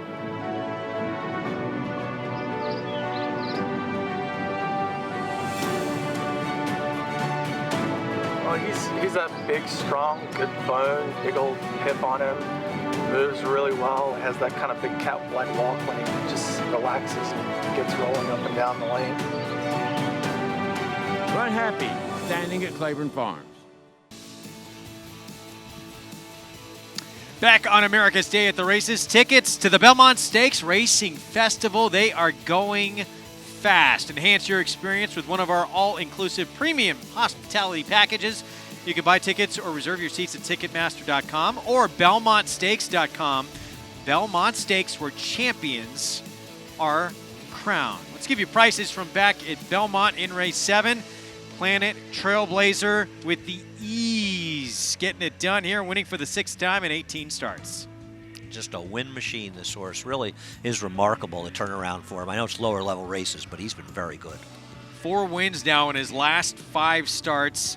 Jason Service claimed this horse back in August of last summer, and he has just 1 defeat in the 5 starts since. He's just been sensational. Now our best late pick 5 follow along. Formful so far. We got a long way to go, though. We got a short price favorite coming up, too, in this 8th race. This stays on the turf. Mile and a 16th. Rail will actually be out 18 feet here. Maiden special weight, and Chad Brown with a first-time starter from overseas. Tell us that story. Oh, this is one of the horses that Chad Brown purchased for Clarvich Stables at the Tattersall sales. I think he bought 5. 2 of them have run. One of them is a very nice horse running next weekend named Digital Age. The other one is one you might have heard of named Newspaper of Record. Yeah. She's also running next weekend. This is the 3rd one to run, and this is the one I believe that costs the most. So they're pretty high on this one. We'll see. 3 to 5. Post-parade coming up. We'll get a look at that first-timer momentarily back at Oaklawn. Hedlin, the filly, with the win against the boys, and she's reeled off 5 consecutive victories now. $6 for the win. HWL Partnership, Steve Hobby, Richard Aramia. I mean, she had a tactical advantage, the speed, but she dominated this group. Yes, she did. She was getting a little bit late there in the final strides, but she had enough left to hold on. I think it was good strategy putting her on the lead like they did, and congratulations to Steve Hobby and his crew. Saw the quick odds there from the 7th. Excuse me, the wind blowing a little bit here, at Oaklawn. $50,000 maiden claiming event, and that will be at a mile coming up. We'll talk more about that field in a moment. We're going to talk a little bit more Derby right now. We promised you to hear from Shug McGahee. Code of Honor got the job done, and an upset score in the Fountain of Youth, and then he wound up 3rd in the Florida Derby. He was working at Keeneland last week, and here's a look at that workout. I really like this work. He's skipping over this sloppy racetrack, and Johnny V aboard here working Code of Honor. He had no pace at all in the Florida Derby, and I can forgive him for that. I love the way he's getting over this sloppy racetrack right now. If he's going to get to sloppy racetrack on at Churchill Downs on Derby Day is yet to be known, but I thought this was a very nice workout, doing everything on his own, and the gallop out was huge here. And one of the nice things, if you like him, is he is a horse that has some tactical speed. So it's not like he's going to be 30 lengths behind. He's not an Orb, who was very much compromised if the pace was kind of slow, as it was in the Preakness when you won an Oxbow. So he can put himself a little more in the game. I guess at the end of the day, the question is he going to be good enough? Because it's a pretty deep, tough field. Yes, it is. And Shug McGay, he's been there. He's done it with Orb, and I know he'd like to get another one. You talk about his tactical speed. He actually won first time out sprinting on the lead, but they've taught him to settle a little bit. Here is Shug McGahee, the Hall of Famer, on Code of Honor. I think he belongs. He's kind of a middle of the pack, one-run type of a horse. We need a little bit of a pace, which we didn't get in the Florida Derby, and sort of took us out of our game plan. But you know, he's an efficient little guy. He's a late May foal, so I don't think he's where he's going to be in one day. But he really has had a very, very good month at Keeneland. And, physically, mentally and all those kind of things. So he had two good works over the track there, and we'll blow him out here a little bit on Sunday or Monday. And he won't be the favorite, which I wish he was the favorite, but he won't be. And, we'll just see what happens. Well, when he won with Orb back in 2013, I mean, the entire industry was so happy for him. It was a long time coming. Well, he's one of the great trainers in the history of the game, and it was nice to see him get that win. I know as a California guy, maybe you root a little more for Sunday Silence, but I still hurt from Easy Goer losing that Derby. I loved Easy Goer. It was a great matchup with the two of them. But when he got to this place, Belmont Park, that's when they got to see the best of Easy Goer. But we didn't see the best of Sunday Silence, to be fair, that day. No, we didn't. Sunday Silence, I mean, as much as I loved Easy Goer, Sunday Silence was a truly great racehorse, too. Code of Honor, you give him an outside look in the Derby? I don't like him. I'll be happy for Shug if he wins. I just don't know if he's good enough. I don't know if there's the type of pace in the Kentucky Derby that he's going to need. I mean, most all of these horses, there's no runoff types in there, and I think it's going to be a very sensible pace in the Kentucky Derby. I mean, anything can happen, but if he gets caught up, trapped with a bad post position where Johnny can't be tactical on him, if he gets locked up, midway down the backside and can't go in, can't go out, and stuck behind horses, he doesn't have that explosive turn of foot. He winds up, and he needs that pace to come back to him.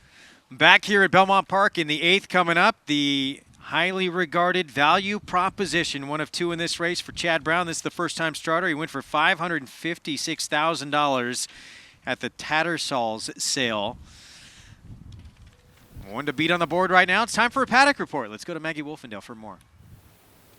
Thanks, Greg. And that was nearly a year and a half ago since they purchased Value Proposition. And as you heard Andy say, that this horse was possibly one of the more promising ones, even over Newspaper of Record. But he's taken a little while to get to the races.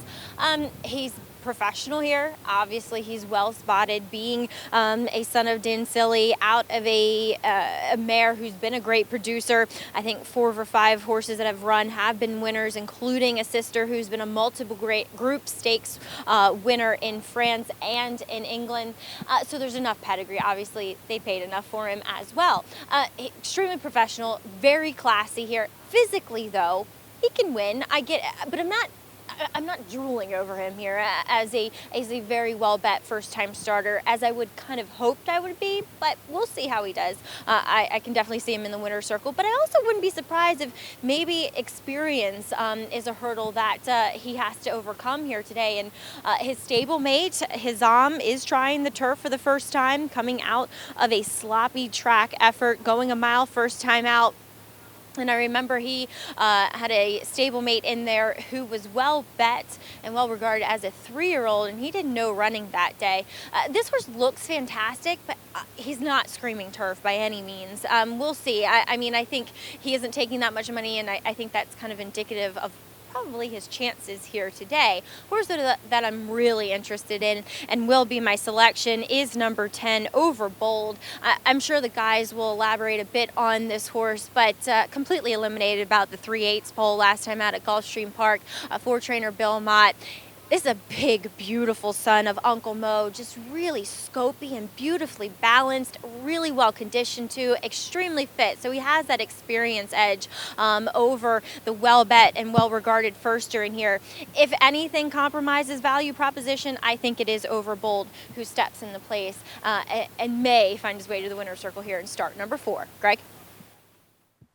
Well, his connection spent $500,000 on him, owned in part by Claiborne Farm.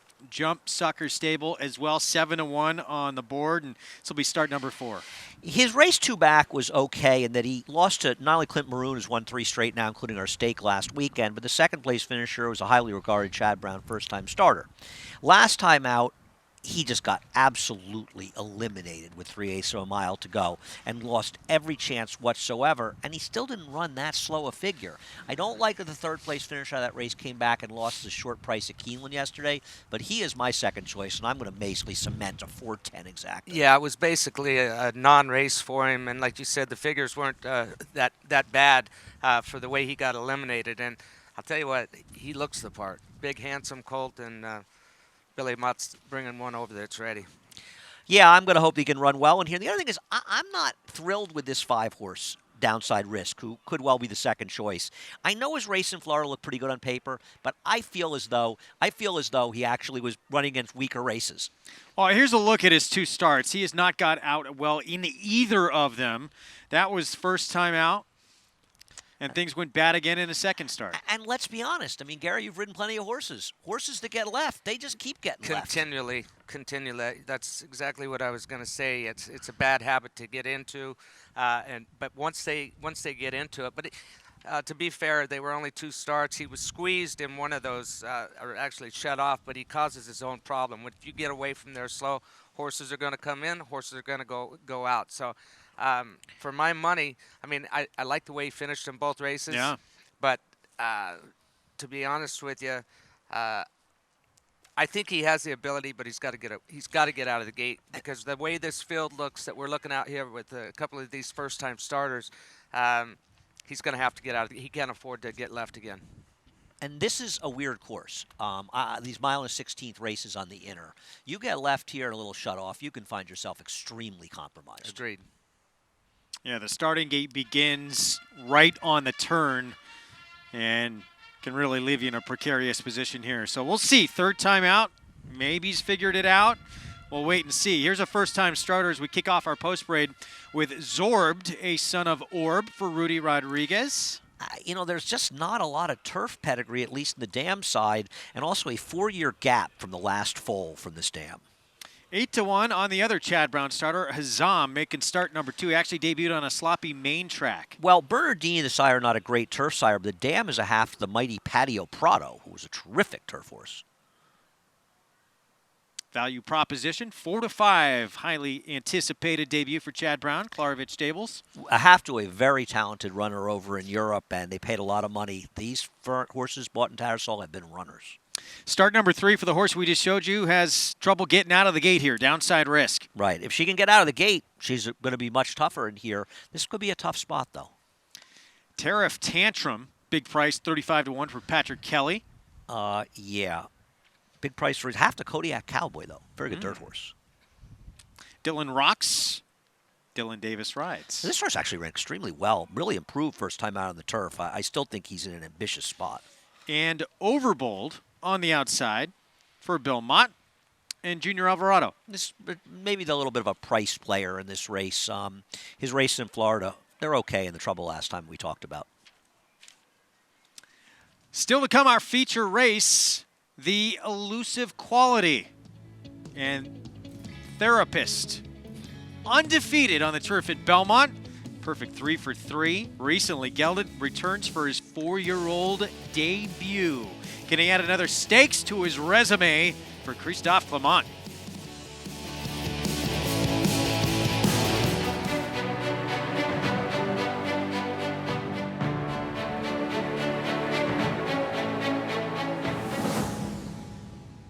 Run Happy is simply super.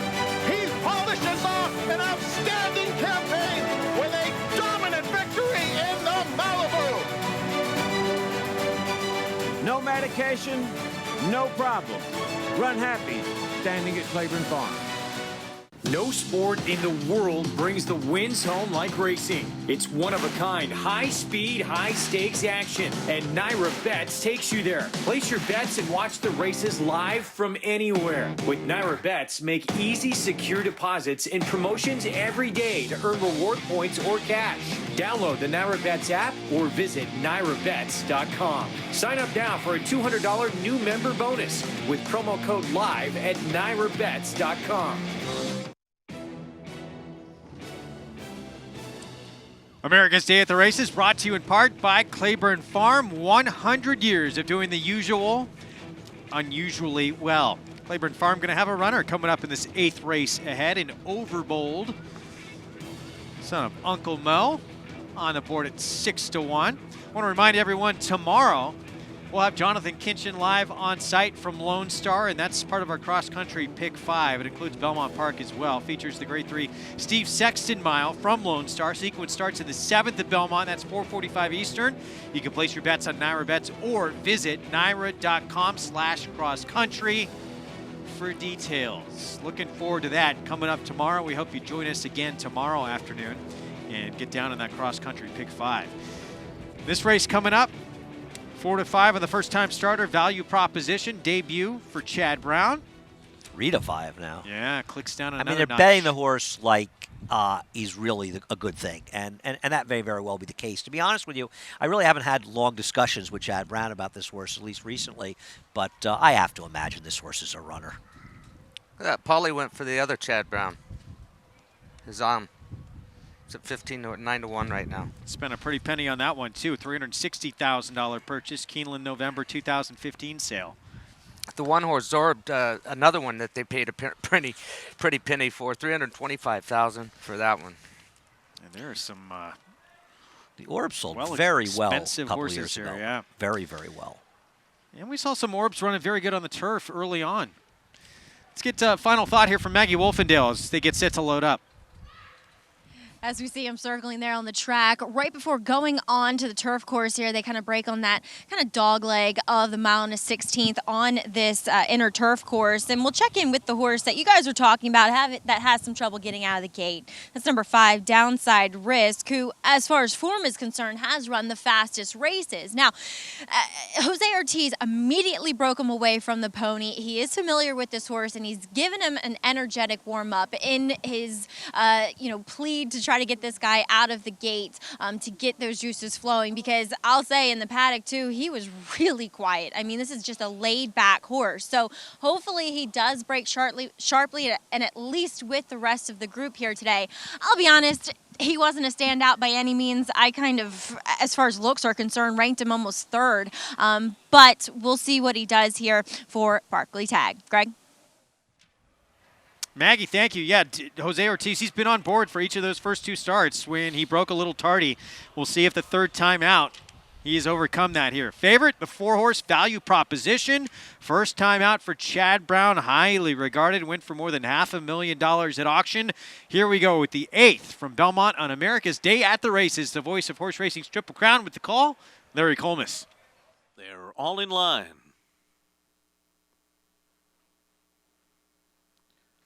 They're off. Hazam started well. There goes Dylan Rocks up and after the lead. And Overbold moves up into 2nd position.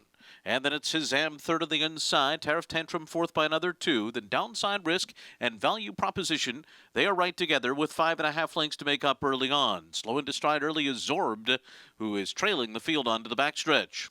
So it's Overbold on the outside, a narrow lead here of a half a length on Dylan Rocks to a 24.98 opening quarter mile. And Overbold's going to kick on now and lead by almost 2.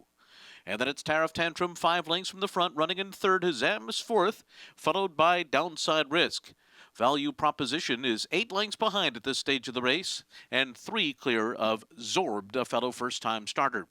So up the backstretch they go, with Overbold the leader, on top a half a length, and Dylan Rocks now pressing the pace from the outside in second, a 50.82 half mile. Still 5.5 lengths back to Tariff Tantrum. Hazam to the outside. And now Value Proposition is beginning to move up while 3 wide, but still 7 lengths behind. Downside Risk continues to wait behind them. And the trailer is Zorbed as they round the far turn. Overbold, Dylan Rocks. These two about to be joined by Value Proposition, who's getting closer and now ranges up alongside to make it 3 in a line. And Value Proposition takes the lead. Downside Risk is going to go right with him. These two have gone by the front runners as they arrive at the 8th pole. It is Value Proposition and Downside Risk, and they're well clear of Overbold, who's back running in third. Value Proposition pulling away from Downside Risk as they come down to the wire. And an impressive debut here by Value Proposition, who won it by almost 5 in the end over Downside Risk. Overbold was third, and then came Hazam. Well worth the wait for the debut of this son of Dan Seeley for Chad Brown and Klarovich Stables. Value Proposition, impressive. And well worth the trip over to Tattersall's as well and the work done in buying those horses. This one's a runner, Gary. Yeah, he is. And I told you guys when they hit the half-mile pole, I said he's going to have to be a good horse to win from where he's at. And that's when he started making his move. And tell you the other thing that's impressive, when the 5-horse Downside Risk came up and started breathing on him right here, he found another gear. And watch what he does the last 50 yards or so. His colt's still green. He's wants somebody with him right now. He starts looking around. He thinks his job's over with right now. And reaches back and gives him one crack, but there was plenty left in the tank there. Well, he actually tried to jump the rail right there. Yeah, I mean, in the way the second horse loomed up on him, Downside Risk, it looked like it'll be a horse race. Yeah. And then he just re-accelerated. Yeah, found completely another gear. Little green, but impressive first time out. 4, 5, 10, and 2. And Overbold, impressive early, and then he gets reeled in. I'll tell you, these windy days like we're having right now, I didn't mind riding in any conditions, but the wind I did not like. That was a nightmare. Because? Especially with these young horses unraced. The noise, the horses' ears are so sensitive. There's things blowing around. The flag in the infield, for instance, when they come on the racetrack, these first-timers, it's snapping, it's making a lot of noise, and that stuff spooks them. I mean, and they shy from everything, and more so when it's windy. So Value Proposition, he might have a little career in front of him. He may, and, you know, his stablemate Newspaper Record, she's running Friday at Churchill Downs. I think a lot of people are looking forward to that. And there's those winds we're talking about. Yeah, it's got to be difficult being a jockey to ride in this kind of weather. The enemy of a jockey on these days. Oh, the elements that you guys have to brave while you're on 1,000-pound animals. Look at the elements you're braving up here, Greg. Give yourself a little credit. Thank you. I mean, the wind and the cold, you're surviving up here. And I don't think you give yourself enough credit. I really don't. You guys have gotten a little break this afternoon. I don't want to toot I got to go into my own horn. I got to go into the bullpen and watch you guys. You're a true warrior, Greg. You really are. I'm getting a little emotional right now. I'm doing my best. Joel Rosario, I think he was fairly confident that he had a ton underneath him. Very patient ride here. Yeah. I mean, if anything, you might have said he ended up moving a little soon. Wow. Yeah, I think, I mean, his acceleration, you can see him. He's looking at that flag right now, believe it or not. And but the acceleration he showed coming off of the turn, opening up like that in a hurry, and waiting for some company or looking for some more company. The better the horse this one runs against, the better he's going to perform. I mean, it's interesting now. These connections, 6 for 6 with 3 different horses in total with the horses they bought over in Europe. It's incredible. Now, they weren't cheap, let's be honest, but still. Profitable trip. Definitely. So, first time out and an impressive victory for Value Proposition. Chad Brown might have another turf star in the making here after this impressive debut for the son of Dan Seeley. Returns $3.50 for the win, and we have had a formful beginning to our NYRA Bets Late Pick 5. To say the least, to say the least. And I guess a firster that lived up to the billing. Could have hammered that early pick 3 1,000 times. Yeah, that's my move. A big chalk pick 3. I'm alive in the NYRA Bets Late Pick 5, though. So is Both everyone Paul else. and I are. I just wanted to point it out. I haven't eliminated yet from that. The whole place is live. You never know. We talk about this all the time. This guy's Look, rating on my parade over here. Who is he? we talk Guess about this what? all the time. You just need one price in the sequence. I'm live too. I'm running out of chances here for a price. I don't know about you, Gary. Well, we got 2 legs left to go. Certainly that last race looks like maybe is where it could come from. Those are your winning colors there. Klarovich Stables with value proposition. Got to be extremely happy with this debut effort. And especially putting away downside risk when that 4-year-old who had some experience come right to him. Let's go to Maggie Wolfendale. Joel Rosario, and you were kind of just a passenger. When you said go, he started circling the field, and boy, he drew off in the end, Joel. Yes, he did. I have a lot of confidence in him. He looked like he's moving very well, and then just like you said, I just was the passenger in that one. Had Chad talked to you about this horse, or had you been on him in the morning at all? No, first time I rode, and I haven't been, in the morning, working or anything like that. But he's. Thank you for 2 hands. He gave me the opportunity.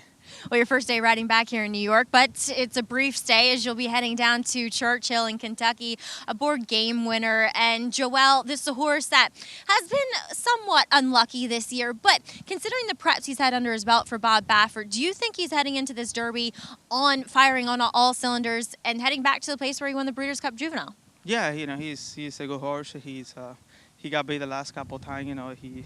He run hard, last year, and then, he's, going for the Derby. So just, he's a tremendous horse. So we'll see how he can for the Derby. How do you turn the tables on Omaha Beach? He's a good horse. He beat us in Arkansas, and then you can take nothing away from him too. He's, he's a fighter, and he's also a nice horse. Well, Joe, it's great to have you back here in New York and in the winner's circle. Congratulations here, and good luck in Kentucky. Thank you very much. Thank you, Mike. All right, Greg. He's on a real good one headed to Kentucky, but it is a wide open group a week from today at the Kentucky Derby, so we're looking forward to it. Having Joel Rosario in the saddle in big races, any race, but in big races, he's got ice water running through his veins, and it's a huge advantage and asset having Joel on board in these big races. I'm thrilled to have him back here. He's just one of my favorite guys, too, and he's just a great rider. Oaklawn Park back at Hot Springs, Arkansas. Race 7, $50,000 maiden claiming race. Box of chocolates. Steve Asmussen, Ricardo Santana Jr. The one to beat, dropping in for a tag for the first time, has 2 starts under his belt. It's on a candy ride, and now he is in for 50 maiden claiming for the very first time, and he actually showed big improvement from his first to his second start on the stretch out. He runs back that race. It's interesting. The horse who was second in his last race was actually entered as an MTO in the race we just ran here for trainer Tom Morley, Maggie's husband, and that's a solid race he comes out of. He's the one to beat. But why drop him so quickly off that race? Yeah, I don't know. I just don't know. That worried me a little bit. Myself Bit of a concern, red flag there. Want a stat? I have a stat. Give us one, yeah. At Oaklawn Park, the Steve Asmussen barn, maiden special weight to maiden claimer on the dirt, just 9 for 65, 14%, and a $1.04 ROI. So not good numbers, especially for a short-priced horse. Still the horse to beat. All right, maybe tread lightly there. Next story, you have the 9, Rock and Roll Rocket. That one dropping as well for Albertino Diodoro. Has been in this level before, though. He ran 3rd at Fairgrounds for 50 maiden claiming. And this will be start number 5. And he's been bet on every one of his races. It's not like he was going off at 20-1 in these races. Went off at 6-1 last time, maiden special weight off the claim. And getting back to that level again today and could improve for Diodoro's second time off the claim. Claim from Al Stahl. Tough guy to improve on. Tough guy to improve from. He's a sharp guy.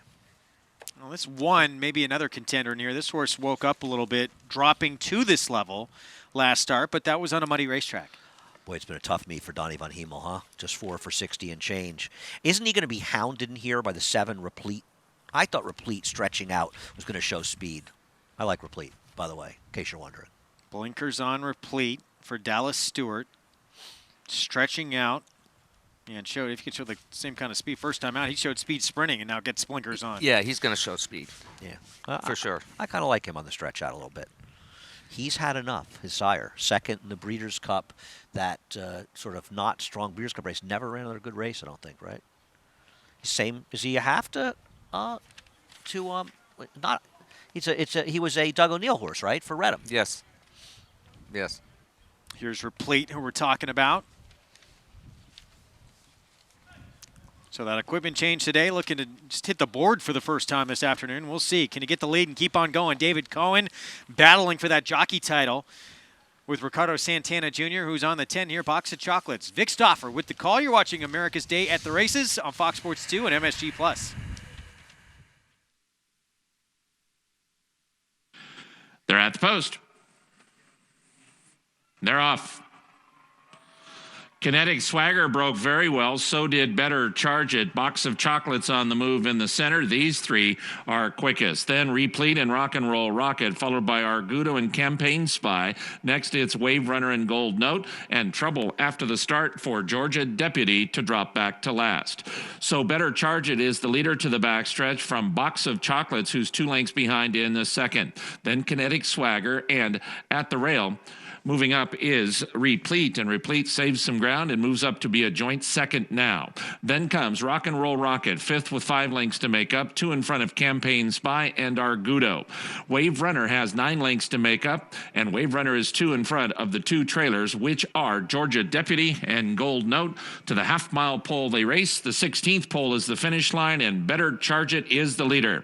Better Charge It into the far turn. Box of Chocolates and Kinetic Swagger coming after the front runner now. They're together second and third. Replete has dropped back a bit. 4th now and 4 from the front. Rock and Roll Rocket is a hard ridden and all in 5th. Then 4 back to Campaign Spy. Top of the stretch. Better Charge It is still there. And Better Charge It is traveling nicely at the top of the stretch. A 2-length lead now on Box of Chocolates in second. Kinetic Swagger is racing in third and Replete. But it's Better Charge It and Box of Chocolates. Better Charge It still a length and a half in front. Box of Chocolates going to try to forge by in the final strides. Replete at the rail. Rock and Roll Rocket. Better Charge It. Box of Chocolates now runs by, and Box of Chocolates wins.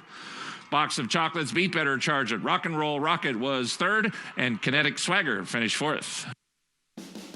I'm always said life is like a box of chocolates. Steve Asmussen, Ricardo Santana Jr. the win. That's why they dropped him into the 50. They like winning races. Yeah, and that's the good way call. you win races. It didn't look like he was going to get there. Looked like the leader was running away from him in this race, the horse from the rail. He looks like he'll run all day long, this horse. Not a bad performance. Still learning. Not putting out 100% right now. Nice late run. I think that's the number 9 horse, Rock and Roll Rocket, for third, but a sort of non-threatening third. Formful trifecta, 10-1-9 finish. Those were the 3 that figured to be in the mix. And here, of course, we talked about Replete having a big chance too, but he wasn't able to get the lead today. Yeah, I mean, you were saying, Gary, the rider David Cohen made a nice move cutting over the inside to save some ground. Yeah, but he did. Going into the turn, he was getting crowded a little bit. He was going to get forced 4 wide, and he eased him back, got to the fence, saved all the ground, and still had nothing left to finish with. Our feature race coming up here, the Elusive Quality back at Belmont, and that is, or was, a look. Yeah, Emmaus making his state's debut. Jose Ortiz will be aboard for trainer Connor Murphy, looking for his 4th career victory in his first U.S. start. It's coming up next. Mastery retired undefeated, winning his 4 starts by a combined 20 lengths. A 6-figure September sale purchase he won impressively in his 2-year-old debut at Santa Anita. From there, he captured the Grade 3 Bob Hope Stakes and completed his juvenile campaign with a dominant performance in the Grade 1 Los Alamitos Futurity. At 3, the top-rated son of Candy Ride sizzled in the San Felipe. Now his much-anticipated first crop arrives in 2019. Mastery standing at Claiborne Farm. No sport in the world brings the wins home like racing. It's one-of-a-kind, high-speed, high-stakes action, and Naira Bets takes you there. Place your bets and watch the races live from anywhere. With Naira Bets, make easy, secure deposits and promotions every day to earn reward points or cash. Download the Naira Bets app or visit NairaBets.com. Sign up now for a $200 new member bonus with promo code LIVE at NairaBets.com. This is a colt by Run Happy out of Addison Run. We bred here at Mockra Hall.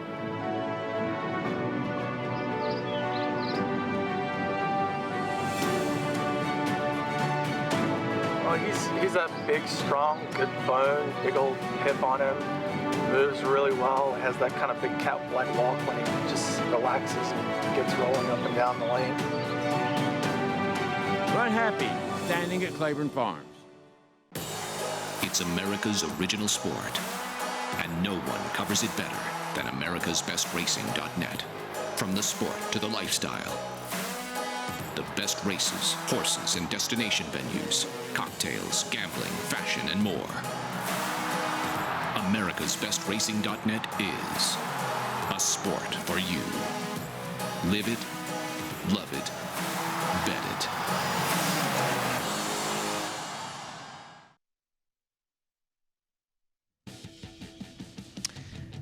We're back at America's Day at the races, and we're getting set for our feature race coming up. The Elusive Quality, 7 furlongs on the turf. This race remains on the grass here this afternoon, and that is Emmaus for trainer Connor Murphy. He is going to be making his state's debut here this afternoon. Now, he just raced in a listed stake at Redcar back in October. The horse who beat him, and he went right down to the wire with Tabarak.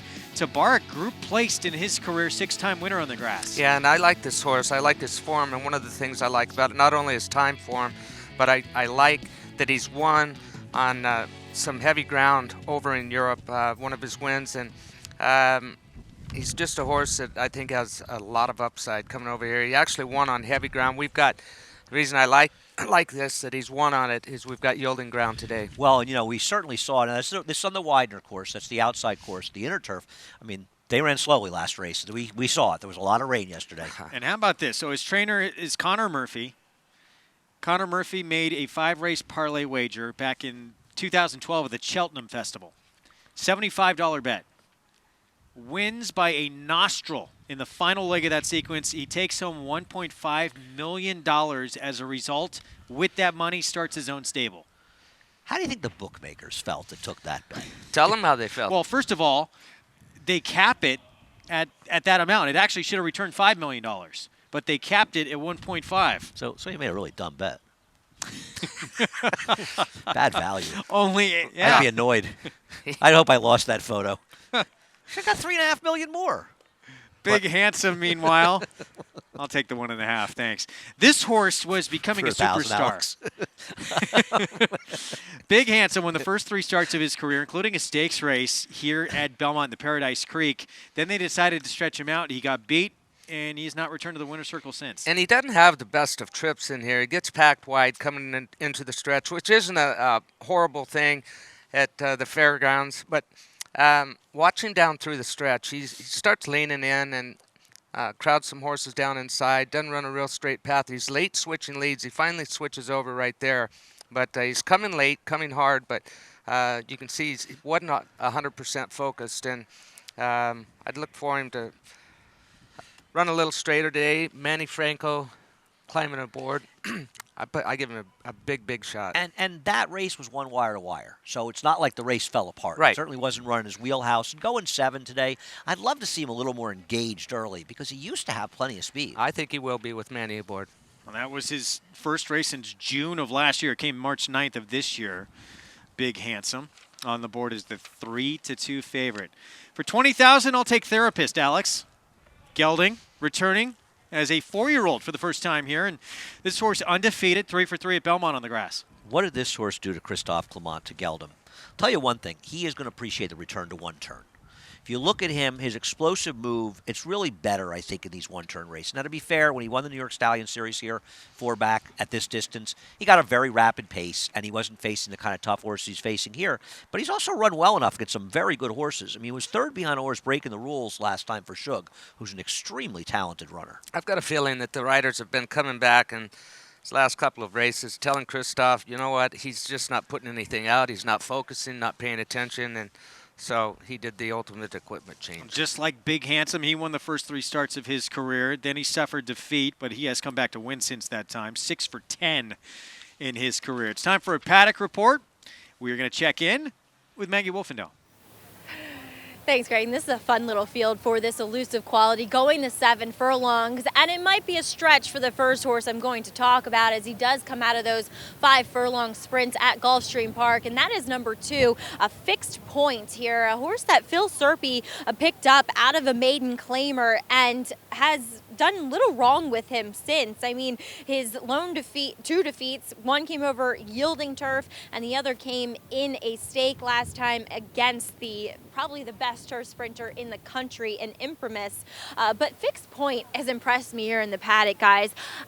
There's some size to this horse, and if he can control that speed a bit, I wouldn't be surprised if he can be effective going the 7 furlongs. He looks tremendous here. I mean, I think he's one that could outrun his odds. But the European Invader, that is Emmaus for trainer Connor Murphy, I don't know how that form exactly stacks up here. And as Andy has said, sometimes these turf sprinters, quote unquote, from Europe aren't quite as good against our turf sprinters. And that is a very fair point. Though I think the 7 furlongs is an ideal distance, as it's proven to be on his form. I wouldn't be surprised if we do see him going longer as he does come off of this break, and he might progress from there. Yes, fitness is a question, but this is an extremely striking son of Invincible Spirit. Beautiful walk in here, very kind of long-legged but balanced nicely on the bridle. As I said, the only thing I question is his fitness levels coming off of that October 6th break into this April effort, but still, I like what I see from him here, as we'll move on to the New York bred and the new gelding. That's number 5, Therapist, as the gelding has affected him. He's a lot more of a lighter horse, so therefore he looks extremely fit coming off of the break here. I've always loved the 7 furlongs for him. I think he can be very good at this distance, although his form would suggest longer is better because he is a smaller, handier type. I like Therapist coming back here for trainer Christophe Clement. But guys, it's all about Big Handsome as they are heading out to the track. All right, Maggie, thank you. So Therapist back for his 4-year-old debut. And as for the layoff with Emmaus, now he's won off a layoff like this before in the past, making his States debut today. Our feature race, the Elusive Quality, coming up next. No sport in the world brings the wins home like racing. It's one-of-a-kind, high-speed, high-stakes action, and Naira Bets takes you there. Place your bets and watch the races live from anywhere. With Naira Bets, make easy, secure deposits and promotions every day to earn reward points or cash. Download the Naira Bets app or visit NairaBets.com. Sign up now for a $200 new member bonus with promo code LIVE at NairaBets.com. This successful son of AP Indy has sired 6 millionaires, including Eclipse champion West Coast, a multiple Grade 1 winner and runner-up in the $16 million Pegasus World Cup. Flatter is adding even more stakes winners to his outstanding record at stud. In the auction ring, Flatter topped the 2018 Fasig-Tipton July Seal with a $520,000 yearling. Success on the track, success in the ring. Flatter, standing at Claiborne Farm.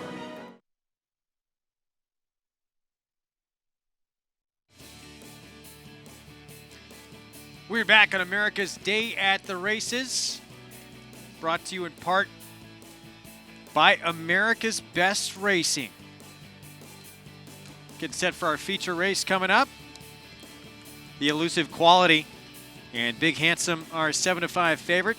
Manny Franco took that spill earlier, fell right on his head. He came right back in the very next race, and he's back aboard here in the feature race as well. We're going to kick off our post parade, though, with a biting star. Speed Inside. Joe Bravo aboard for Ed Allard. This horse has run some terrific races at Belmont Park, and his trainer, Ed Allard, because back in his barn, he's done very well with him. He does well shipping New York, too. More speed next door in Fixed Point. Junior Alvarado for Phil Serpy. I think he's flat out faster than Abiding Star is if they want him to go to the lead, and these two could be moving a little bit early. He's coming out of 5 furlong sprints where he was on the lead on the turf. Here is Emmaus State's debut for Connor Murphy. Jose Ortiz aboard. Well, at least his trainer has that $1.5 million to fall back on, but he's actually dangerous. He kept some good company overseas.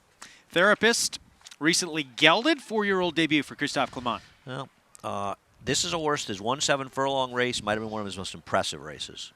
Is Big Handsome able to return to what we saw from him early in his career? It's a big question. He had a real throwaway 4-year-old season, but his really promising 5-year-old debut. And VIP Code, he's been off since April of last year. Kendrick Carmouche aboard for Ed Coletti. In his only turf start, he was second to Therapist at 71 to 1. Yeah, at 71 to 1, by the way. Let's go to Maggie Wolfendale. Greg, and here with Big Handsome's trainer. Well, it's a big birthday for Tony Dutrow. First of all, happy birthday, Tony. Thank you, Maggie. Thank you. And Big Handsome, a horse that you've been around pretty much his entire life. You bought him, you named him. He's originally a Team D horse. Talk about this guy's development.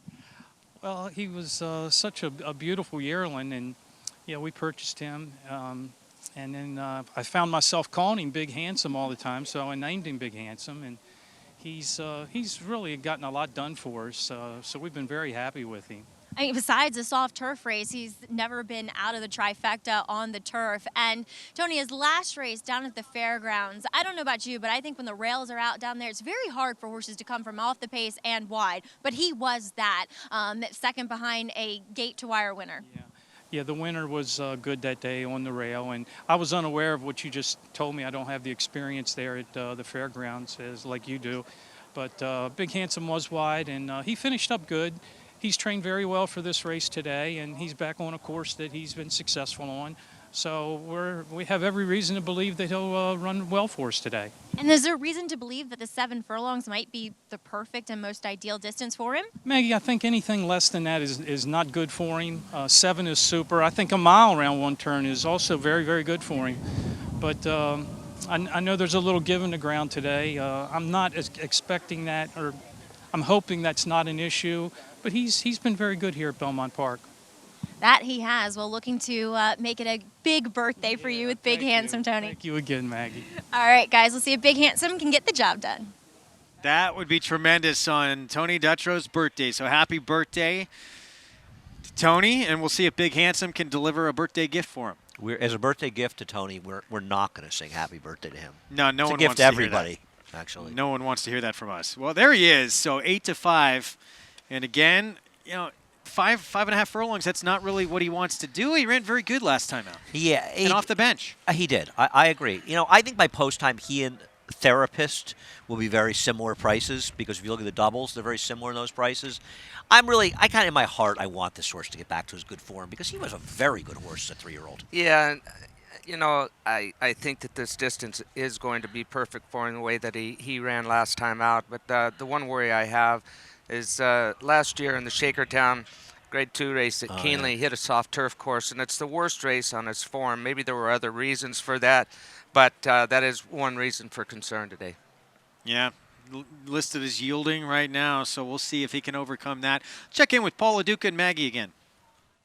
Thanks, Greg. And we want to talk about the New York bred down here with Paul. And Therapist is your pick. Paul, he's coming back off of a layoff. Why did you like him here? Well, I know he's a newly gelded horse. He's a 4-year-old, and he can improve. And I feel he's a horse that I understand a lot of people might think this is a starting point because he did run around 2 turns, but I think he can be a nice 1-turn horse. And I think, obviously, with the sweeping turns at Belmont, it plays a little bit more like a mile. Yeah, I'm totally with you there. I think the 7 furlongs is more of his ideal distance, if anything. And, I mean, it's not like he's a New York bred that is out of it, but against open company. He's fit with open company in the past. Yeah, he has. And I just like the way, Christophe is never afraid of taking any chances. I know he's going to need a tiny bit of pace to run into, and maybe this turf course won't play to that. I think this rain might have tightened it up a tiny bit, but I still think he's going to come running. As far as pace, who do you see out in the front end? Well, obviously, I'm hoping that we get a little bit of speed from some other horses, because you look on the inside, I'm looking at the 2 fixed point. 3's the wild card horse in here, obviously. You know, Connor's brought some horses here that can flat out run, and he knows what he's doing. So the fact that he's getting played on the board makes him a little dangerous, too. And, Paul, he looked tremendous in the paddock, so we'll see how he does off the layoff. That scares me a little bit. You think the horse is going to show some speed? I don't know. These Europeans, they tend to not get out of the gate. That's the thing. That's the worry, and I think the 2 might be able to get away. Yep, we'll see. Guys, we'll see a fixed point. Maybe he does take them all the way. Yeah, will Joe Bravo on the rail be able to put any pressure on the 2? The 2 certainly seems like he's the quick of the quick. Yeah, I don't think the one horse is fast enough to stay with fixed point. Coming off the route races and the 7.5 furlongs, they went 22-2 compared to fixed points capable of 21-2. Yeah. Our feature race. The elusive quality, Big Handsome, trying to return to his winning ways. Started off his career perfect 3 for 3. He breaks from post 6. Let's go to Larry Colmus for the call. Our feature, the elusive quality, on America's Day at the Races. They're off in the elusive quality. And fixed point goes out to the early lead. Big Handsome settles into stride in second. Abiding Star is third on the inside. Then it's VIP Code in fourth. Emmaus tucks in behind them, and Therapist will do his running later. At the back of the field here, and racing 8 lengths off of front-running Fixed Point, and Junior Alvarado, who take the early initiative and lead it by 2.5. Abiding Star, Big Handsome, head-and-head, second and third. VIP Code is fourth on the outside of Emmaus, who will draft in behind horses through an opening quarter mile in 23.46 seconds. A held-up Therapist at the back of the field is 5.5 lengths off the lead as they round the far turn. Fixed Point in front. Abiding Star moves now right alongside, and Big Handsome is 3 deep outside of them. Emmaus is just 2.5 lengths behind the leaders, riding the rail on the far turn. Then VIP Code, and Therapist continues to trail the field, but he's picking up his stride now at the back of the pack, and he's going to try to squeeze through an opening on the inside as they come toward the top of the stretch. Big Handsome rallies up on the outside to take the lead, and bottled up in traffic there in behind horses was Therapist. As they come into the final furlong, Emmaus got through on the inside. Big Handsome and Emmaus. Therapist is not done yet. Now he swings to the outside of them, and here he comes. Emmaus on the outside, Therapist. These 2, Big Handsome is third, Emmaus and Therapist, and it's Therapist. Therapist ended up on the wire first. Emmaus was second, then Big Handsome and Abiding Star. Therapist just up in time for the victory, edging out Emmaus in a brilliant States debut. And I'm going to tell you, he went from goat to hero, Eric Cancel, because that inside move got him in some real trouble with the Therapist. When he got clear, he got it done. It did, but you live and die by the rail on these turf courses. That's the way that you ride them, and it showed confidence he had in the horse by putting himself in that spot. He was counting on the winner, or the horse that was on the lead, Fixed Point, coming off the fence, and didn't develop the way he thought it was, and got shut off, and still come with the run and a brave win. Winning trainer there, Christophe Clement on the right. He's got to love what he sees here. Yeah, this horse looked like he had nowhere to go. Completely shut off, and then just finds a gear when he finally does get an opening, able to run down Emmaus. He's just relieved he doesn't have to yell at Eric Cancel. That right there is where he got stopped cold. There's the 3. Emmaus drifted in on the 2 horse a little bit, and he dropped back clear out of the picture here and comes from nowhere and gets up in the final stride. Exciting race. Was Big Handsome, and I'm not knocking the ride, I think ultimately maybe a little too close to the pace it turned out, right? Yeah, and I think what happened is he had made that move to go inside at about the 3/8 pole, and the leaders were backing up the pace. They were hitting a wall. Soon. They were hitting a wall, and found himself in trouble, and he maneuvered out of it. Congratulations. Thrilling stretch duel in our feature race in the elusive quality, and Therapist comes back as a 4-year-old and picks up the 7th win of his career in just 11 starts. He might have a nice little campaign ahead of him here in 2019. We'll be back with prices on America's Day at the Races right after this. It's America's original sport, and no one covers it better than americasbestracing.net. From the sport to the lifestyle, the best races, horses, and destination venues, cocktails, gambling, fashion, and more. America'sBestRacing.net is a sport for you. Live it, love it, bet it. Grade 1 winner Lee traveled the world competing against the best of his generation. A graded stakes winner on both dirt and turf, he set a new track record in the Grade 1 Don Handicap and retired with earnings of more than $2.3 million. With yearlings bringing up to $650,000 and his first crop of 2-year-olds hitting the track, the sky's the limit for this promising young stallion. Lee, standing at Claiborne Farm. No sport in the world brings the wins home like racing. It's one-of-a-kind, high-speed, high-stakes action, and Naira Bets takes you there. Place your bets and watch the races live from anywhere. With Naira Bets, make easy, secure deposits and promotions every day to earn reward points or cash. Download the Naira Bets app or visit NairaBets.com. Sign up now for a $200 new member bonus with promo code LIVE at NairaBets.com.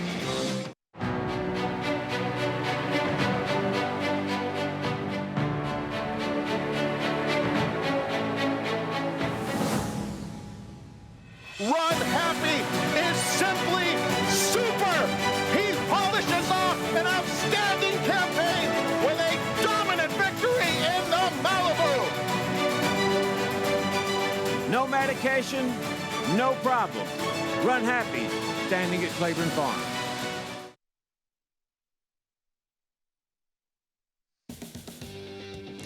Back on America's Day at the races, Therapist returns as a 4-year-old, picks up the 7th win of his career. He's 4 for 4 on the Belmont turf. This was very impressive. Getting stopped, having nowhere to go, and in the end, exploding when he found an opening. Yeah, it was a nice effort. He really finished up very, very well in here. Exciting race. Good race to close out today's races from today's show, Don. It was a good starting point for him for 2019, and we're going to see a lot more from Therapist. Let's go downstairs to Maggie. And here with winning conditioner Christophe Clement of Elusive Quality, it's all about Therapist. And I'm sure you kind of needed a therapist within the last 1/8 of a mile as he was ducking and diving and weaving his way through traffic. No, absolutely. He's a fun horse. You know, he tries very hard. Great finish. He was bred and he's owned by Dick Leahy, Oak Bluff Stable. And he's been a really fun horse to be around. And we waited all winter long to run him back. And I guess we'll go for the New York Bred Stakes in late May, and we'll go from there. I was going to say, undefeated at distances less than 7 furlongs. Do you keep him around this distance this year? Well, I don't know. He's going to tell me that. We'll find out. Okay, have a therapy session with Therapist later, Christophe, but congratulations. Thank you so much. All right, guys. Well, great stretch. Well, you know, in a defeat, too, Emmaus runs a very good effort. That was just his first start here in the States. He has a lot of room to move forward. I think they all ran well. I really do. I think that you could say every horse ran well in there. Yeah, and Emmaus, he hadn't been seen since October of last year. First out in the United States, so a lot of positive things for Emmaus in the future.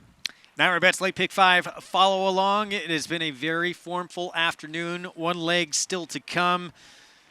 We'll see how it plays out. You can follow along. We're going to be signing off here soon on the Naira Bets app or at NairaBets.com. Back at Oaklawn, it was Box of Chocolates. We showed you this race earlier. Returns $4.60 for the win. Ricardo Santana Jr., Steve Asmussen. He was best. He ground out the win.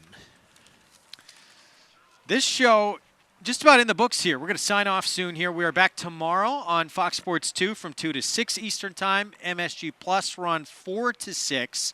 But this was a good way to go out with a very good feature race. Yeah, and hopefully the weather's holding up. We'll get some more turf racing in tomorrow. Should be a fun day. I hope it's not windy tomorrow. It's supposed to die today. It was very windy this afternoon. License fee feature race on tomorrow's card here at Belmont, so we'll have that for you. More from, of course, Jonathan Kitchen. He'll be live from Lone Star. We have that Steve Sexton Mile, Grade 3. That's right. And we'll see if Steve Asmussen can get it done again. He won it last year with B Jersey, who, of course, would go on to win the Met Mile. Our feature race from Belmont today, Therapist. Successful return to the races here as a gelding as a 4-year-old, Eric Consell guides him to victory for Oak Bluff Stables. That is it for us on this Saturday afternoon. We'll see you at Sunday on Fox Sports 2 at 2 Eastern.